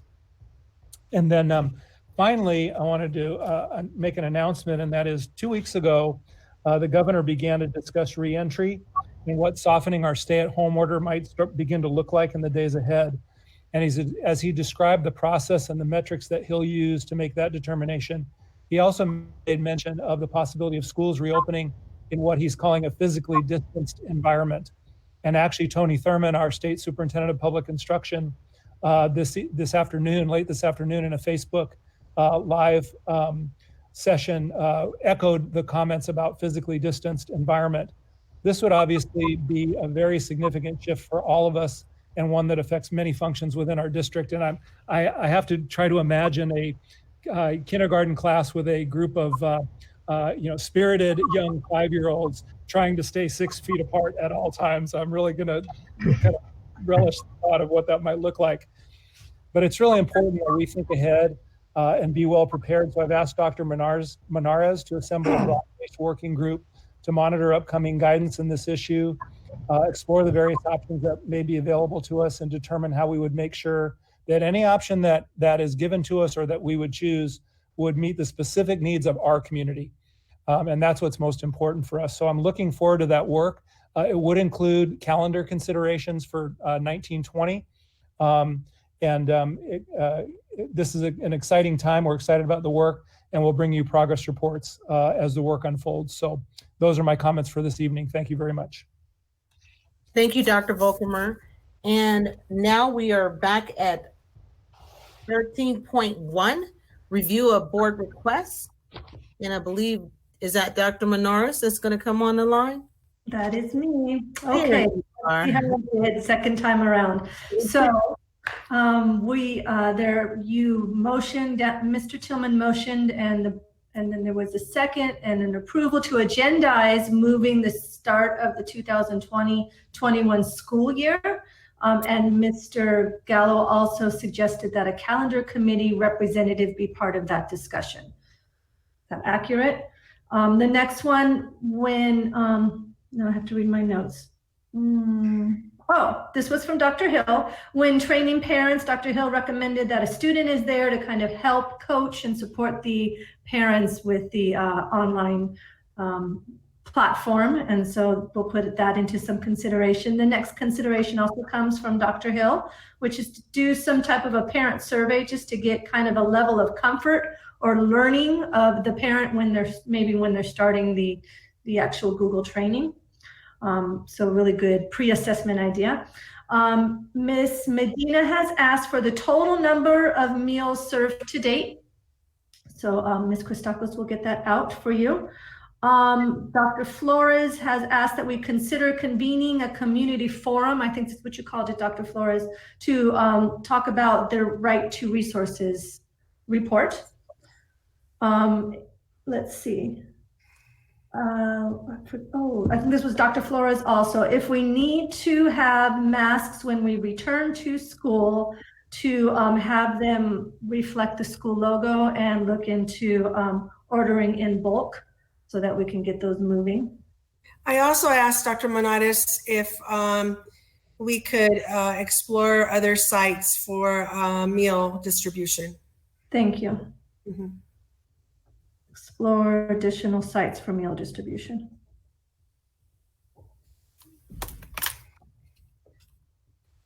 Okay. Ms. Medina, I hope I captured what you had asked. So let me read it and you tell me if I need to add anything else. You asked how information is being disseminated to families. You want to make sure that each school site is connecting with each student, and in that including what the teaching and learning would look like.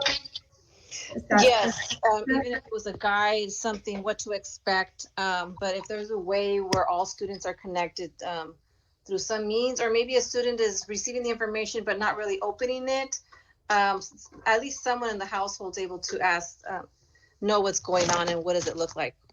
Okay, thank you. And then the last one that I have, and I think this came from Ms. Medina, is can we find ways to socialize or have our students socialize in a safe environment through virtual setting? So just finding ways to help them to connect and still meeting the stay-at-home orders. And that is what I have. And Dr. Menares, could you add to the calendar discussion? SBTA made reference to, just to note that they should also be a part of the discussion, since we also indicated the calendar team. So I don't know if they're already included. Yeah, they're the ones that kind of lead up the calendar. Okay, just wanted to make sure. That was my point. Yeah, okay. I hear you. Your mic is on. All right, thank you. Thank you. Okay, 14.1, adjournment of board meeting. So moved. So moved. Second. Oh, yeah, all in favor. Aye. Aye. Thank you all. See you next time. Good night. Thank you. Good night. Good night.